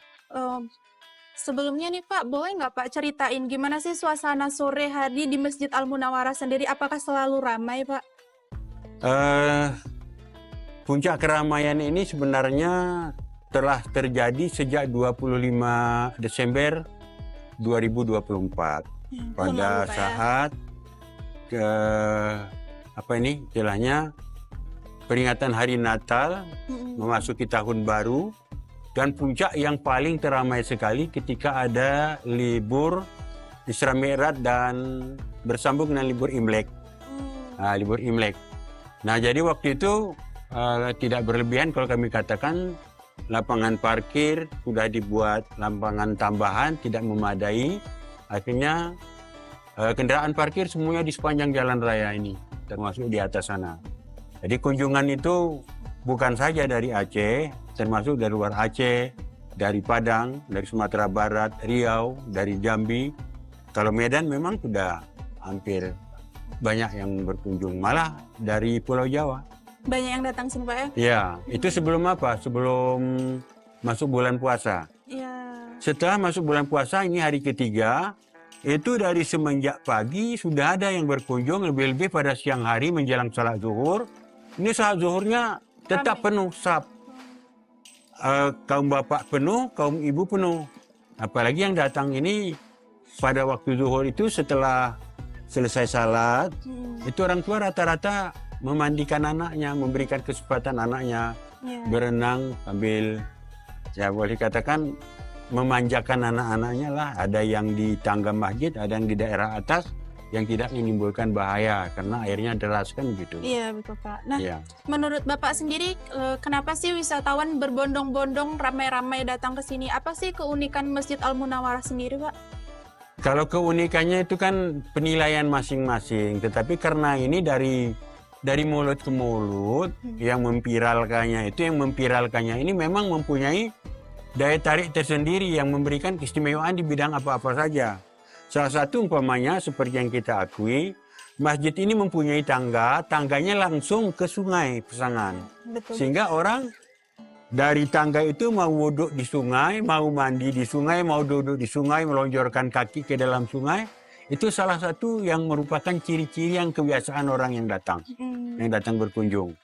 Kemudian di samping itu setiap orang duduk memandang ke jalan raya, ke puncak gunung. Ke puncak gunung yang gunungnya indah, ada pokok pinusnya yang memang tumbuhan lain tidak mau tumbuh di situ karena tanahnya gersang batu-batuan yang tumbuh damar. Kemudian melihat yang sebelumnya belum ada jembatan, sudah ada jembatan. Yang terakhir melihat ke kiri, mulailah bermunculan pada waktu libur itu dari atas sana Arung Jeram. Oh betul. Ya ini lintasan Arung Jeram. Mulai sampai diperhatikanlah, kita perhatikan kalau Arung Jeramnya sampai di jembatan, dari jembatan ini ke sana kan sudah semi ekstrim. Iya betul. Nah inilah yang mempunyai daya tarik lainnya, termasuk keadaan air sungai yang bersih yang bisa digunakan untuk wudhu, untuk mandi, dan lain-lain, kan semuanya punya pandangan masing-masing lah. Sehingga yang datang itu tidak pernah mengatakan kecewa, tapi apa adanya yang dia lihat. Nah, tidak ada mengatakan ya di lain di apa? Lain di HP. Lain di HP, lain di video, lain aslinya enggak. Mereka malah puas. Dan rata-rata mereka siapapun melihat ini yang protes mereka terhadap ini. Bekas kamar mandi dulunya sebelum ada ini, kita kan kamar mandinya sana dulu nyeberang ke sana pakai jembatan. Nah sekarang kesan itu kita hilangkan, ini mau kita jadikan sebagai ikon juga. Rencananya mau dijadikan apa Pak? Perumahan? Bukan, rencana mau jadi kantin, atasnya kita pagar untuk tempat duduk juga. Kita pagar di atas, yang di bawahnya kita indahkan. Kalau memungkinkan kita buat jembatan juga ke seberang sana. itu nambah daya tarik lagi Ya, ya, Pak, nambah ya? daya tarik lagi karena orang lebih suka foto-foto ini di atas air, Iya, betul, di Pak. pinggir sungai. Kalau ada jembatan kan kami lebih Ya mudah udah nih kan, Pak. udah pasti di situ dia fotonya kan begitu. Oke. Dan terus kita coba benahi sampai ke atas, perluasan lapangan parkir sudah kita Iya, mulai. memang lapangan parkirnya masih belum luas, Pak ya. Luas sebenarnya, tapi karena padatnya pengunjung, Nggak cukup. kita tambah lagi ke atas sana yang lokasi masjid juga. Rawa-rawa kita timbun sudah lebih 130 truk itu kita timbun dan kita jadikan di situ lagi taman, dan di sebelah kanannya air itu kita rencanakan untuk pemandian anak-anak. Itu yang pola untuk pembangunan itu siapa, Pak? Bapak? Kami sebagai ketua. Oh, Ketua panitia pembangunan masjid, ketua kemakmuran sekaligus imamnya. oke. Ada bendaharanya, ada pendukung-pendukungnya lain, marbotnya semuanya ada. Oke, Pak. Nah, bisa nggak Pak, Bapak ceritakan sedikit sejarah terbentuknya masjid ini, atau masjid ini berdirinya sejak kapan tuh, Pak? Kalau tentang berdirinya masjid, kami sudah tanyakan kepada orang-orang tua dahulu. Tidak ada yang berani memastikan tahun berapa berdirinya. Karena katanya sebelum pun kami kemari dulu sudah ada. Sebelum kami pindah ke Uning ini dulu sudah ada. Walaupun dia masih papan kecil dan sebagainya. Hanya yang kami ingat karena kami pada waktu sebagai ketua remaja masjid, masjid ini direhab tahun 1982 menjadi yang seperti sekarang ini. Yang waktu itu walaupun rehab, belum granit lagi, pelapon belum ada. Masih seadanya, Ya Pak, masih adanya. Kemudian kami beralih fungsi, beralih kedudukan jabatan dari remaja masjid menjadi sekretaris, menjadi bendahara. Nah, ini mulai kami kelola. Dan terakhir kami sebagai ketua. Nah, ini mulailah program-program yang termasuk menara, penambahan ini. Dan yang kami prioritaskan masjid ini sebagai orang yang dipercayakan sebagai memegang amanah menjadi panitia adalah untuk memakmurkan masjid.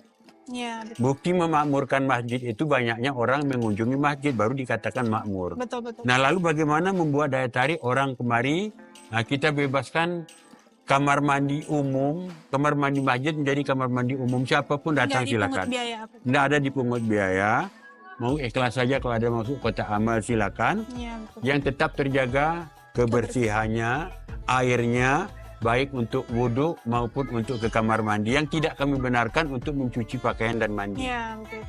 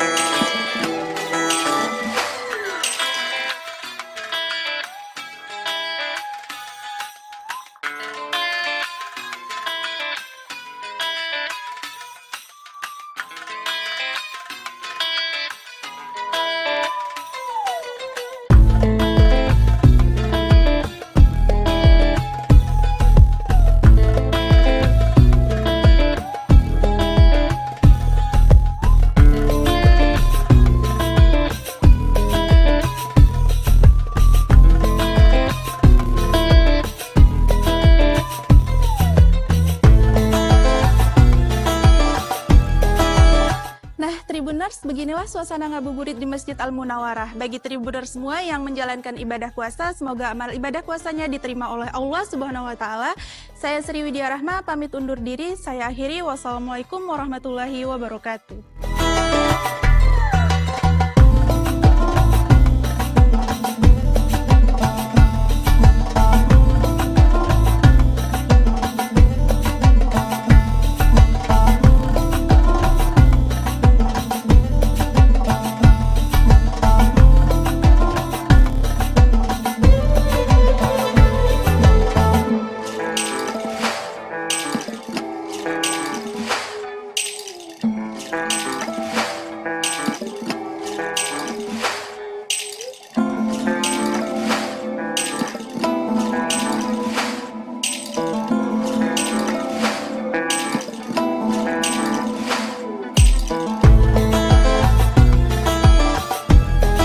Download Tribun X sekarang.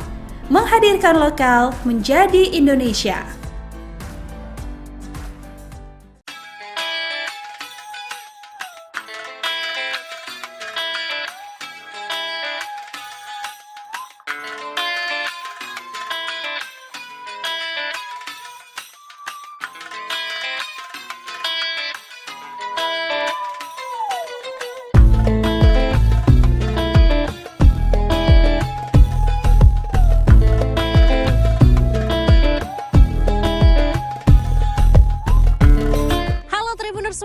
Selamat datang di Bayan, Masjid Kurino Bayan, salah satu masjid bersejarah, salah satu saksi bisu masuknya agama Islam di Pulau Lombok. Dan masjid ini sudah berdiri 300 tahun dan ini menjadi saksi bisu dan juga sekarang menjadi destinasi wisata yang banyak dikunjungi oleh wisatawan. Bukan hanya wisatawan lokal tapi wisatawan mancanegara. Nanti kita akan lihat bagaimana wujud dan bentuk dan sejarah dari masjid tertua yang ada di Lombok ini. Nanti ikutin terus saya, kita akan explore hari ini.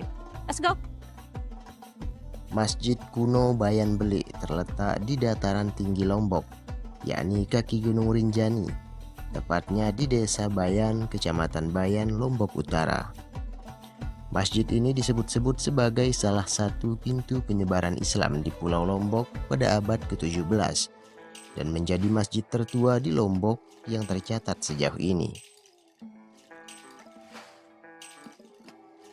Jadi keberadaan masjid kuno ini tidak terlepas dari datangnya Islam ke Bayan. Jadi Islam itu datang melalui satu pelabuhan yang sekarang ini kita kenal dengan Pelabuhan Carik. Kemudian kapan itu Islam masuk ke Bayan?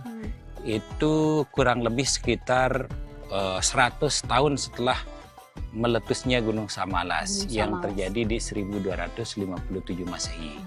Jadi kurang lebih sekitar akhir abad 14, awal abad 15.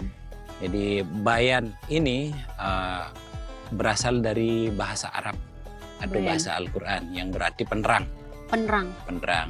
Jadi Bayan ini kemudian tidak bisa dilepas dengan Islam sebenarnya. Nah, keberadaan masjid kuno ini bisa kita lihat juga mencirikan satu arsitektur tradisional yang ada di sini. Khas sekali, Bu ya? Iya, khas sekali. Ini ada 3 tingkat dari bangunan ini.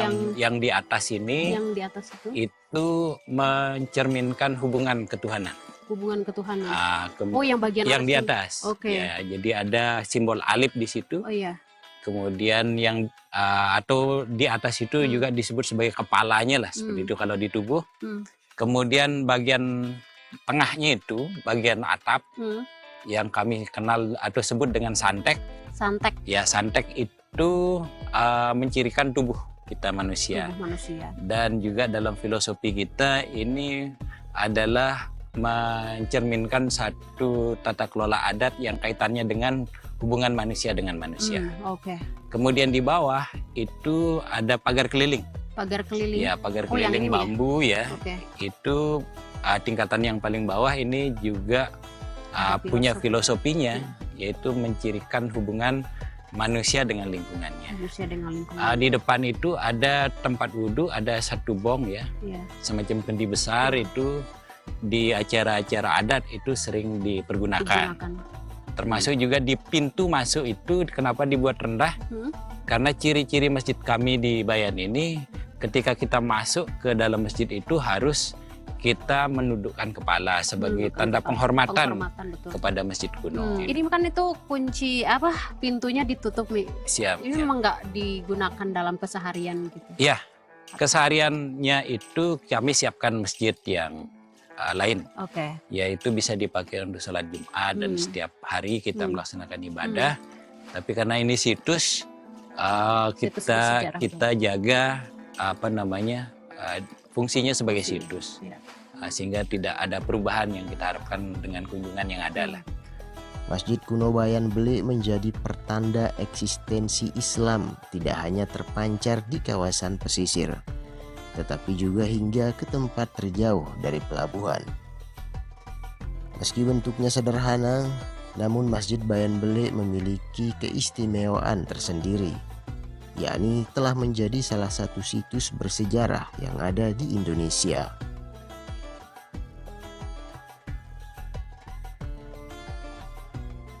Nah ini Mi kan kita tadi ini dijelaskan ini memang disengaja dibuat pendek gitu. Iya. Dan ini pendek sekali, berapa nih tingginya Mi? Tinggi pagarnya ini sekitar 1 meter ya. 1 meter. 1 meter. Kemudian luasnya ini 9 kali 9. 9 kali 9. Fondasinya. Oke. Kemudian pintunya ini itu disesuaikan memang dengan tinggi pagarnya. Oke. Memang sengaja dibuat lebih rendah seperti ini agar ketika siapapun yang masuk ke tempat ini itu dia nanti akan menghormati masjid ini sebagai bentuk apa namanya penghormatan mereka terhadap keberadaan Masjid Kuno Bayan. Ini filosofinya. Kemudian di situ ada tempat wudhu, ya ada bong. Mungkin bisa kita, oh ini bong ya. Ya, Ini bong. terbuat dari tanah liat biasanya kan? Ya ini Tanah liat. ini semacam guci lah. Iya ya. Guci atau kendi. Kendi. Waktu acara adat ini diisi nanti di bawah air dari bawah. Di sini dipakai untuk wudhu dan sebagainya. Kecamatan Bayan memang salah satu gerbang masuknya Islam di Pulau Lombok. Di kecamatan inilah Islam pertama kali diperkenalkan dan Masjid Bayan Bele merupakan masjid pertama yang berdiri di pulau ini.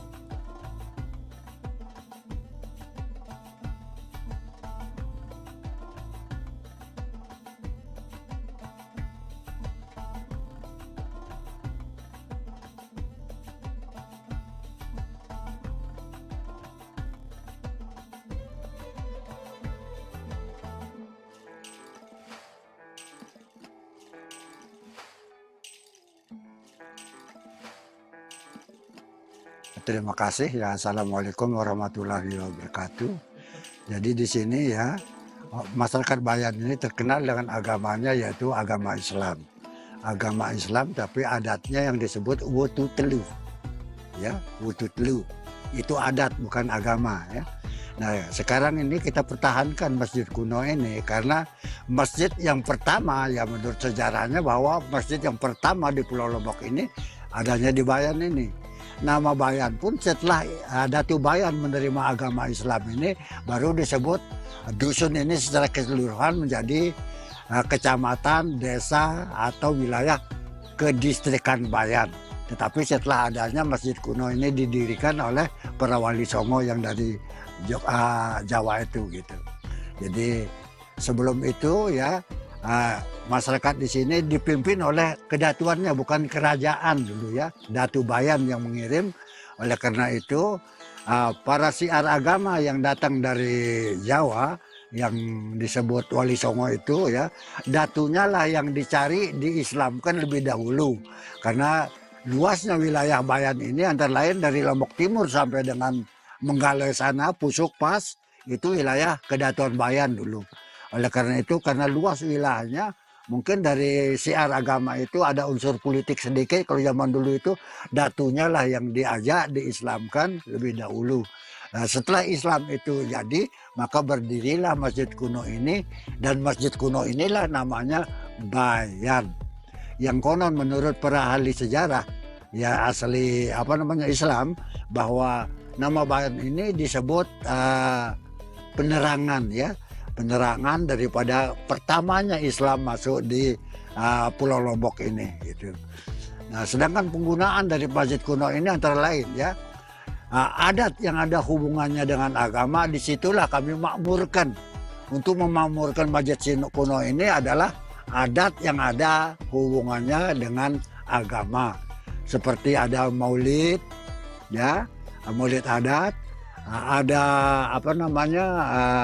Idul Fitri, Idul Adha, pokoknya segala syariat itu kita laksanakan di sana oleh unsur-unsur yang tertentu yang disebut peranata adat yang dipimpin oleh kiai pengulu, lebih, ketip dan mudim, diiringi oleh para santrinya. Disitulah akan diadakan ya sholat seperti syariat Islam syariat itu untuk mengadakan tarawih. Nah, oleh peraturan adat yang tertentu tadi. Nah, sedangkan untuk masyarakat pada umumnya di sini ada masjid yang memenuhi persyaratan. Terus ada musala di tiap-tiap dusun ini, ada musala di sini.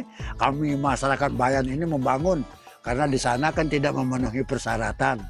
Karena masih natural betul seperti tanah segala macamnya. Jadi tidak mungkin untuk melaksanakan segala ibadah yang ada hubungannya dengan syariat.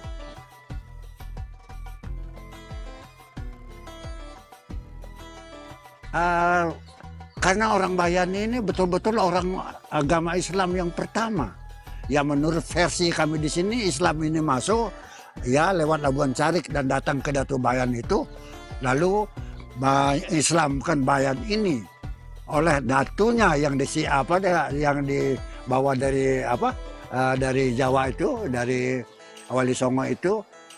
Disinilah kami itu orang agama Islam. Cuma adatnya yang disebut wetu telu, bukan agama tuh.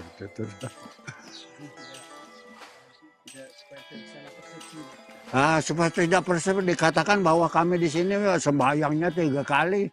Tapi itu sama sekali omong kosong ya. Ya tidak benar. Itu gosip semata-mata ya. Bikin orang Bayan yang artinya terpuruk. Karena di sini antara adat dan agama itu saling topang ya. Adat bersendikan agama. Itulah prinsip daripada kami mempertahankan keislaman di sini gitu.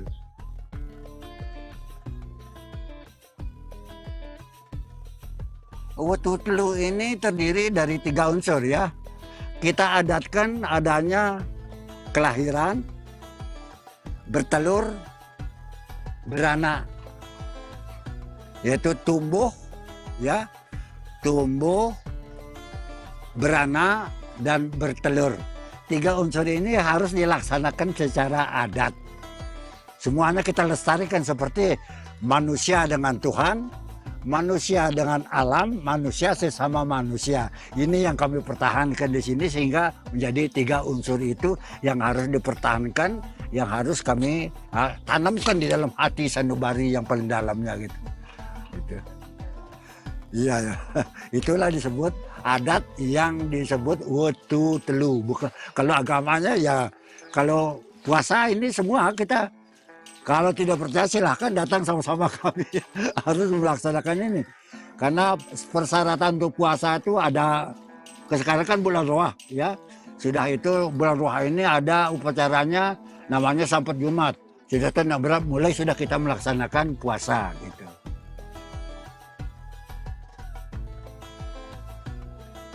Pokoknya tradisi-tradisi selama bulan Ramadan itu memang disakralkan ya. Tradisinya tidak boleh kita mengadakan upacara selamatan seperti perkawinan dilarang, khitanan tidak boleh karena itu ada unsur uripnya ya. Kemudian ngurisan juga tidak, kecuali kalau kepatian dan upacara-upacara padi atau di sawah maupun di ladang itu baru bisa dilaksanakan. Tetapi kalau senang-senangan sifatnya pesta pora segala macam itu dilarang, itu tidak boleh. Karena disebut ulan berat. Bulannya yang berat, tidak boleh kita artinya ganggu-ganggu semua kegiatan-kegiatan senang-senang begitu saja gitu.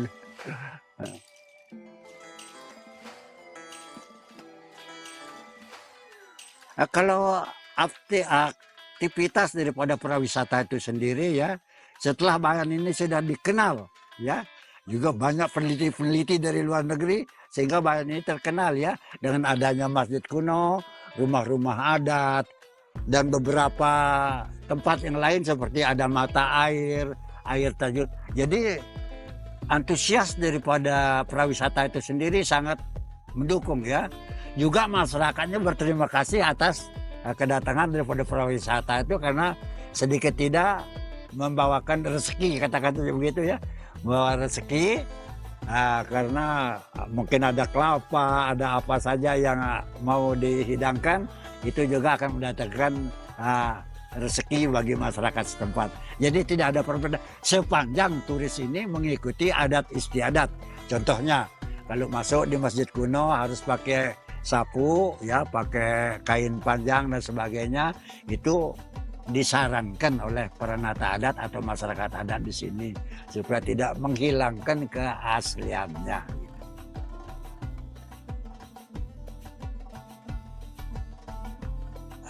Begini, kalau kalau agama kan biasanya ada pengajian, ada apa ya. Tetapi kalau cara kami peranata adat, orang-orang tua adat di sini ini, itu melibatkan ya generasi kita. Baik laki maupun perempuan, baik cara berpakaiannya, penempatan dari penggunaan pakaian itu sendiri, kita didik, kita ajarkan sekaligus dengan maknanya. Itu juga akan kita beritahukan kepada generasi itu. Itulah cara kami untuk melestarikan adat istiadat ini. Sehingga mereka juga pandut mengikuti apa katanya orang tua, apa katanya pimpinan, itu diikuti. Gitu. Alhamdulillah sampai hari ini juga walaupun dia sekolahnya di Jakarta, di Jogja, di Mataram, juga dia kembali juga kita bergabung bersama-sama melaksanakan adat ini. Gitu.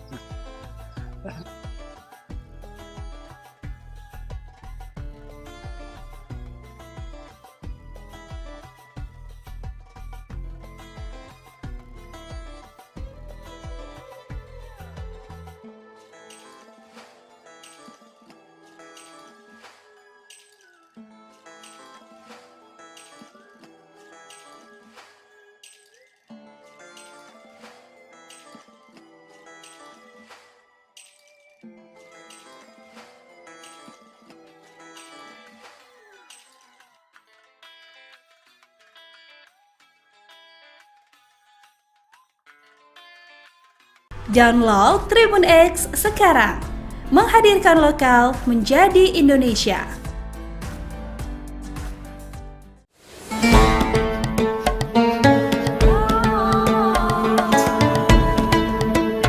Assalamualaikum warahmatullahi wabarakatuh.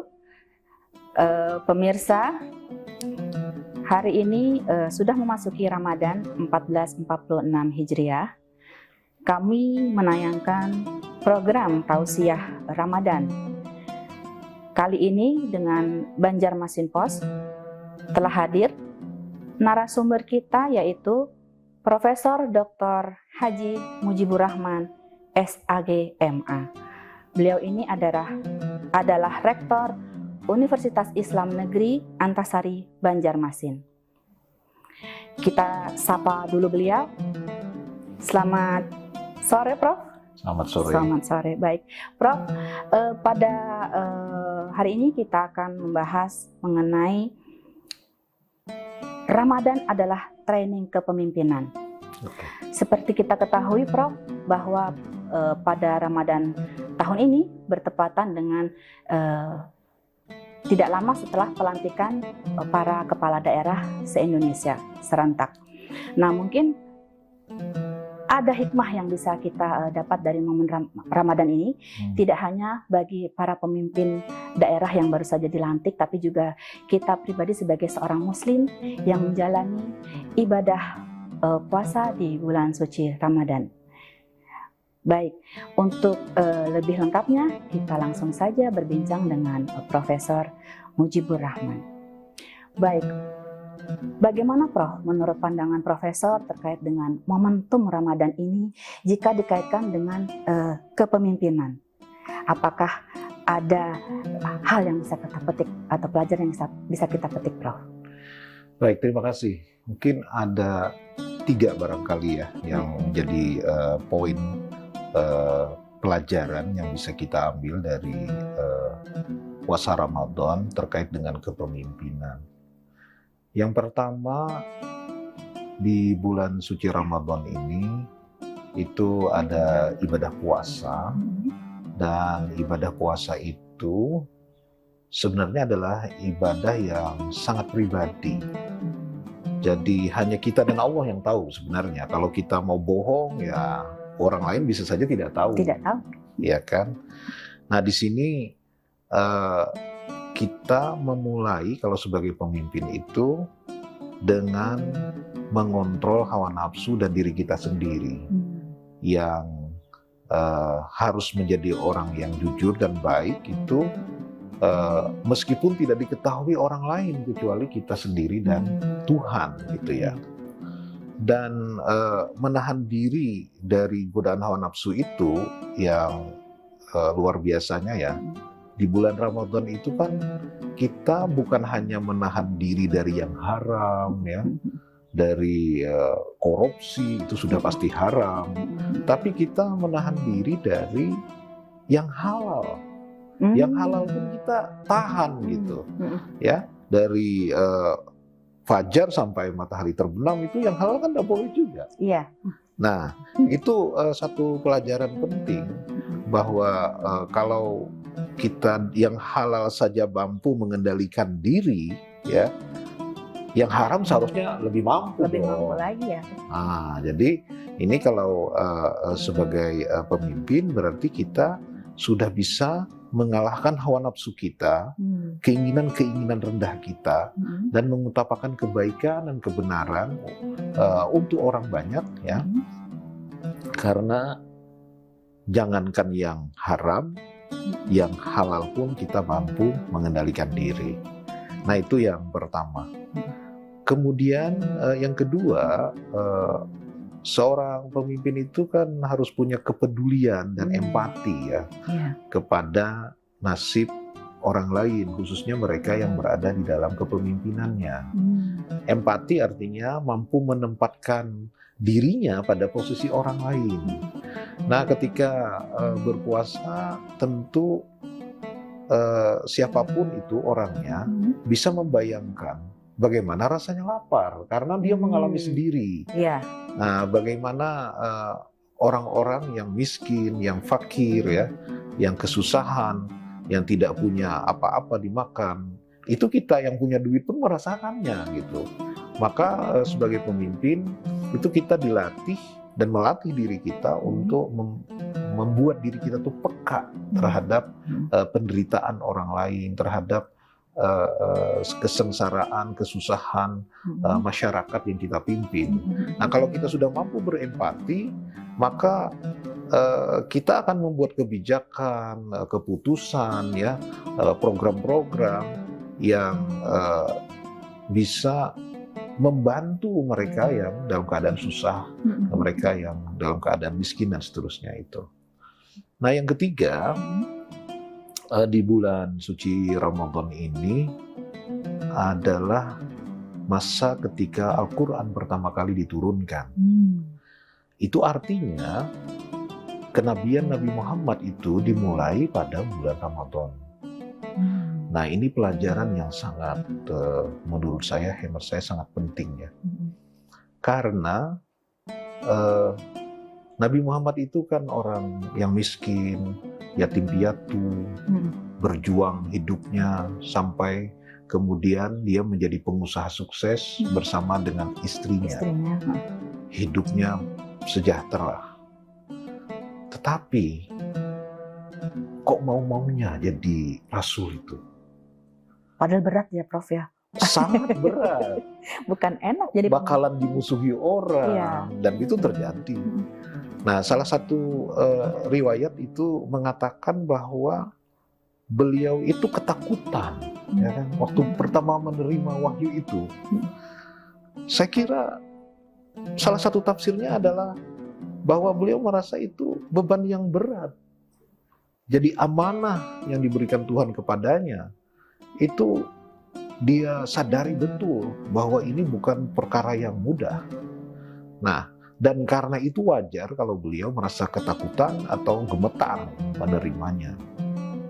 Nah, di sini kita yang katakanlah yang menjadi pemimpin ya, itu bisa bercermin bahwa di bulan Ramadan ini Tuhan pertama kali mewahyukan Al-Quran, dan di situ berarti Nabi diangkat sebagai pemimpin.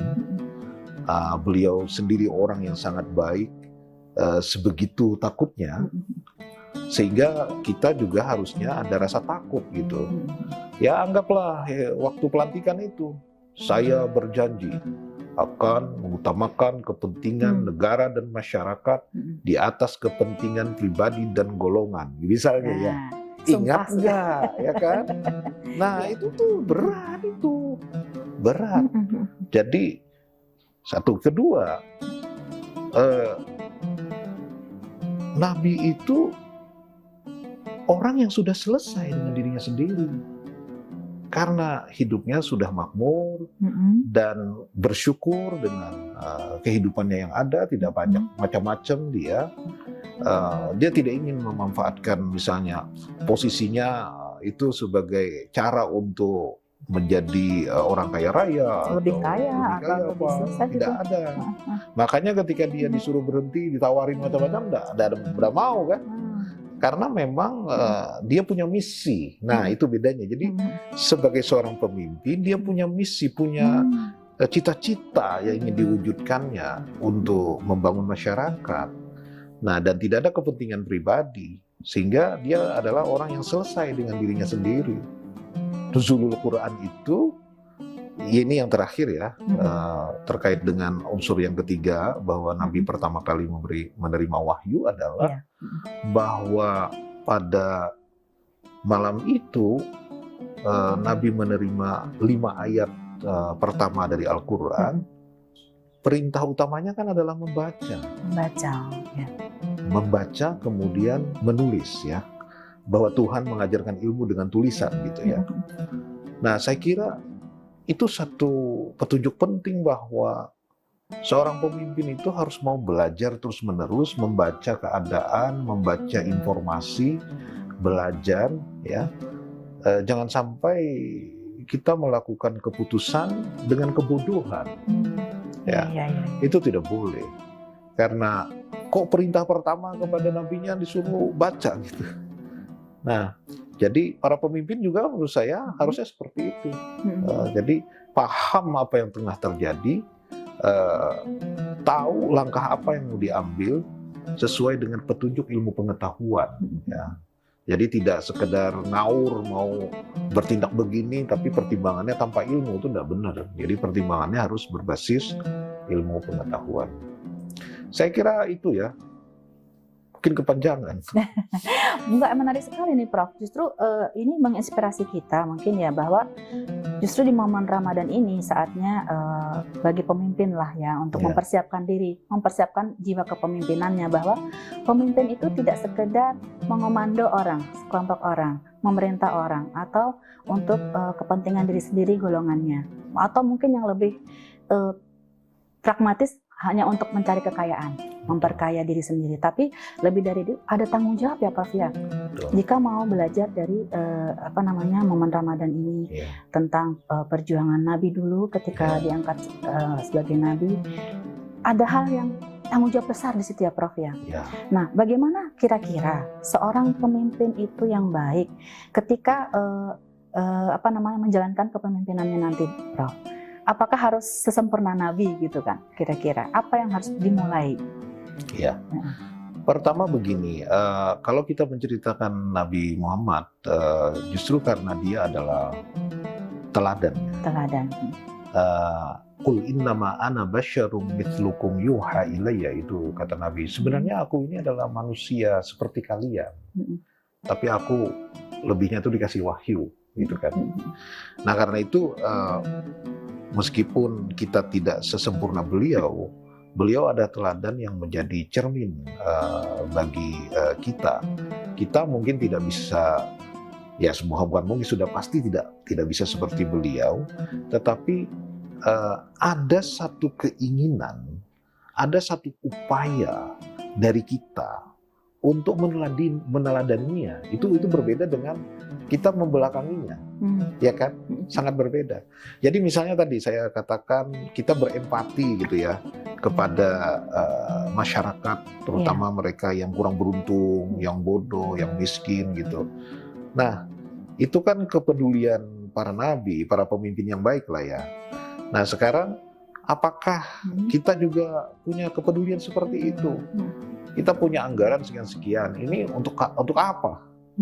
Uang rakyat ini misalnya. Nah kalau ada kepedulian pada mereka yang kurang beruntung, berarti kita akan memprioritaskan program-program itu membantu mereka ini, misalnya begitu.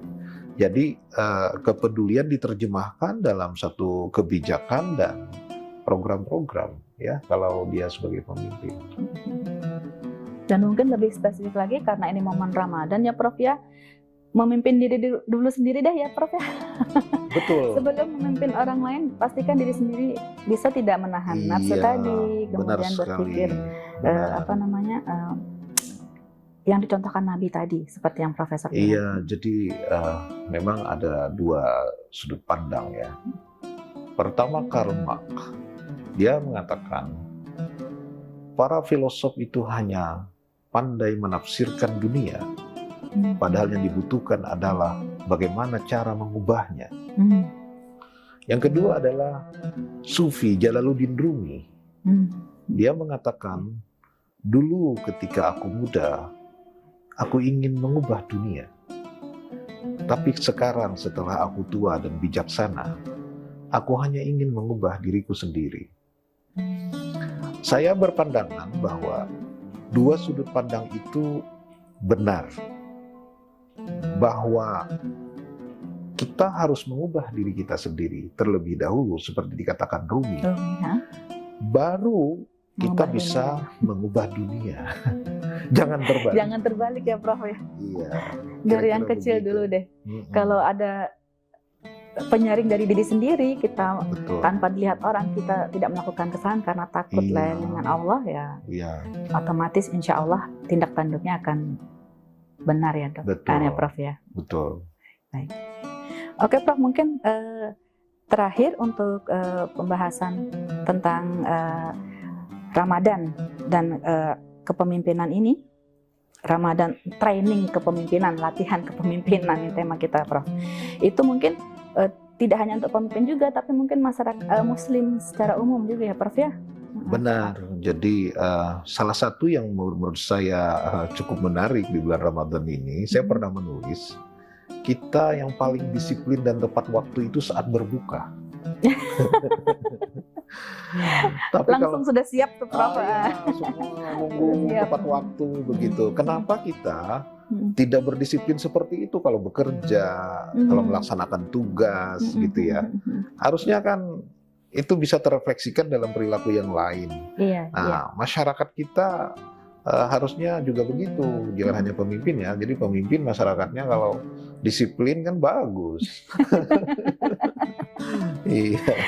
Jadi melatih dari diri sendiri, kepemimpinan, memimpin diri sendiri dulu ya Prof ya, bahwa ada hal-hal yang istilahnya tuh prioritas, ada yang sesuai dengan utamanya lah, yang baik gitu ya. Terus terkait dengan pelajaran Ramadan dalam kepemimpinan sendiri, mungkin ada pesan terakhir mungkin terkait dengan apa sih yang paling harus dari rangkuman dari 3 tadi yang harus dilakukan, mulai dari introspeksi diri sendiri mungkin, terus kemudian melakukan apa gitu dong. Yang paling berat menurut saya seorang pemimpin itu tugas utamanya adalah menegakkan keadilan. Jadi apa yang tadi saya sebutkan terkait dengan kita sebagai pemimpin harus mampu mengendalikan hawa nafsu, jujur. Itu kan keadilan. Intinya kita tidak akan bisa berlaku adil kalau kita tidak bisa mengalahkan hawa nafsu. Kita tidak akan bisa berlaku adil kalau kita tidak punya empati kepada mereka yang lemah. Kita tidak akan bisa berlaku adil kalau kita belum selesai dengan diri kita sendiri. Kita juga tidak bisa berlaku adil kalau kita bodoh. Nah, jadi keadilan sesungguhnya adalah inti dari kepemimpinan. Karena itu ada seorang sufi yang mengatakan begini, kalau Anda percaya pada wali, ada wali ya, orang suci, orang yang dekat pada Allah, itu ada 3 katanya jenisnya. Jenis yang pertama, wali itu tersembunyi, nggak ada yang orang tahu, dia sendiri dengan Allah saja, dia dekat. Jenis yang kedua, dia juga dikenal karena dia mengajak orang lain untuk dekat kepada Allah, untuk bertobat, untuk ini yang kedua. Tapi ada yang paling tinggi, itu wali yang menjadi pemimpin karena dia menegakkan keadilan. Jadi imam yang adil, pemimpin yang adil, itu adalah citra ideal kepemimpinan dalam Islam. Dan puasa itu sebenarnya kan keadilan. Jadi misalnya gini, kita tidak disuruh puasa 24 jam. Kita juga harus berlaku adil pada tubuh kita, ya kan? Ada istirahat, tapi kita juga boleh makan, boleh minum, gitu. Kalau di perjalanan kita bakalan sakit, nggak usah puasa, nah, itu kan? Kalau orang sakit tidak diwajibkan puasa. Jadi itu ada keadilan pada tubuh juga. Nah, inilah intisari daripada puasa sebagai pembelajaran bagi kepemimpinan, kalau hemat saya. Baik, terima kasih banyak Profesor Mujib. Tausiahnya luar biasa sekali. Sesuai tema kita pada hari ini tentang Ramadan adalah training kepemimpinan. Karena keterbatasan waktu, kita akhiri, Prof. Terima kasih banyak. Baik pemirsa, semoga Anda semua yang menjalankan ibadah puasa Ramadan 1446 Hijriah pada tahun ini tetap diberikan kesehatan dan kelancaran. Kemudian ingatlah bahwa puasa itu, ibadah Ramadan itu menjadi pelatihan untuk diri kita sendiri, terutama untuk bagaimana kita memimpin diri kita sendiri untuk menjadi lebih baik lagi. Dan bagi para pemimpin yang baru saja dilantik, semoga bulan Ramadan ini juga menjadi sarana atau wadah mereka untuk bisa mengimplementasikan apa itu kepemimpinan yang sebenarnya sesuai ajaran Nabi Muhammad SAW. Akhir kata kita akhiri. Wassalamualaikum warahmatullahi wabarakatuh. Waalaikumsalam warahmatullahi wabarakatuh. Download Tribun X sekarang, menghadirkan lokal menjadi Indonesia.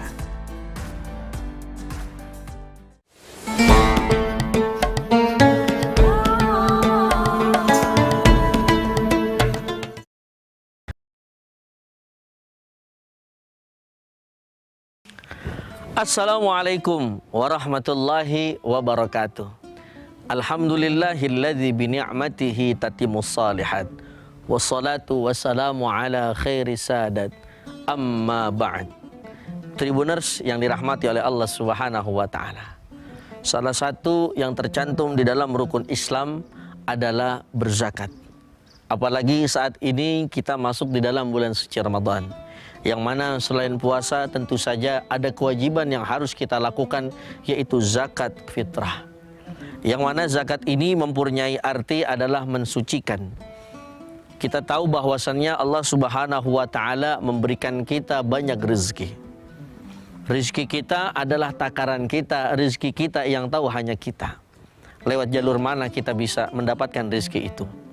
Ada yang memang mendapati rezekinya mungkin dari jalur pekerjaannya. Dia kerja dalam 1 bulan 25 hari di satu perusahaan. Ada juga misalkan seorang pengusaha mendapatkan rezekinya dari hasil jeripaya usahanya. Misalkan ada juga sekarang zaman modern orang yang dapat rezekinya misalkan dari Instagramnya.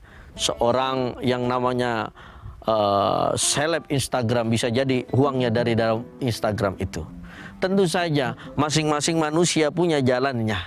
Tapi yang tidak boleh kita lupakan bahwasannya setiap harta yang kita dapatkan ketika itu ada hak zakat yang harus kita berikan. Maka dari itu zakat, kata Syekh Sa'id Ramadan Al-Buti rahimallahu ta'ala di dalam beberapa kitabnya bahwasannya sebagai manusia yang bertuhan Allah, sebagai manusia yang menjadikan Rasulullah Sallallahu Alaihi Wasallam sebagai uswah, maka ketika mendapatkan harta jangan lupa keluarkan untuk zakatnya. Seorang pedagang keluarkanlah zakatnya kepada orang yang lain. Kita misalkan apalagi yang saya ingin tekankan, ketika sebentar lagi puasa berakhir jangan lupain zakatnya. Berapa nisabnya sesuai yang memang sudah kita ketahui seperti biasa. Sebab zakat fitrah selain mensucikan adalah menyempurnakan daripada ibadah saum kita. Tribuners yang dirahmati oleh Allah Subhanahu wa taala. Terlebih tentu saja Allah Subhanahu wa taala menginginkan setiap hambanya di dalam keberkahan. Bisa jadi zakat fitrah ini menambah makin banyak kita mengeluarkan daripada setiap harta kita. Bisa jadi setelah disucikan harta kita, insya Allah Allah makin tambah daripada harta-harta kita. Amin ya rabbal alamin. Sesuai dengan firman Allah di dalam surah At-Taubah ayat 130, bahwasannya kita diperintahkan untuk mengambil daripada setiap harta kita untuk sodako dan zakat kepada orang yang memang berhak menerimanya. Supaya apa? Supaya terjalin keberuntungan di dalam kehidupan kita. Tribuners yang dirahmati oleh Allah Subhanahu wa Ta'ala, mari bukan hanya diri kita, tapi kita ajak keluarga kita, kita ajak saudara-saudara kita, kita ajak orang yang ada di sekeliling kita untuk mengeluarkan daripada zakatnya, terutama zakat fitrah menjelang berakhirnya daripada saum Ramadan ini. Tribuners yang dirahmati oleh Allah Subhanahu wa Ta'ala, maka dari itu kita berdoa kepada Allah, mudah-mudahan Allah pertemukan kembali kita dengan bulan suci Ramadan di tahun-tahun yang berikutnya, sehingga dalam keadaan pun mohon maaf, mudah-mudahan dalam keadaan ekonomi kita yang makin meningkat, sehingga di tahun-tahun berikutnya kita bisa mengeluarkan zakat lebih banyak lagi daripada tahun ini. Amin ya rabbal alamin. Tribuners yang dirahmati oleh Allah Subhanahu wa Ta'ala, ini pun telah ditekankan oleh baginda Nabi Muhammad sallallahu alaihi wasallam. Beliau kita tahu adalah seorang pedagang sukses. Dulu bersama Sayyidat Khadijah Al-Kubra, beliau belajar berdagang sehingga menjadi pengusaha hebat. Namun Rasulullah Sallallahu Alaihi Wasallam menekankan kepada para sahabatnya, kepada Sayyidina Utsman bin Affan, kepada Sayyidina Abu Bakar As-Siddiq, kepada Sayyidina Umar bin Khattab, kepada Sayyidina Ali bin Abi Thalib untuk keliling kepada seluruh umatnya mengambil zakat daripada setiap umat yang berada di sekeliling Nabi Muhammad Sallallahu Alaihi Wasallam. Supaya apa? Supaya ketika dikumpulkan harta daripada zakat, sehingga mereka-mereka yang berhak daripada mendapatkan, sehingga mendapatkan kesejahteraan di dalam kehidupannya. Itulah yang diajarkan oleh Nabi Muhammad sallallahu alaihi wasallam. Mudah-mudahan kita mampu meneladani yang seperti itu, sehingga tidak ada orang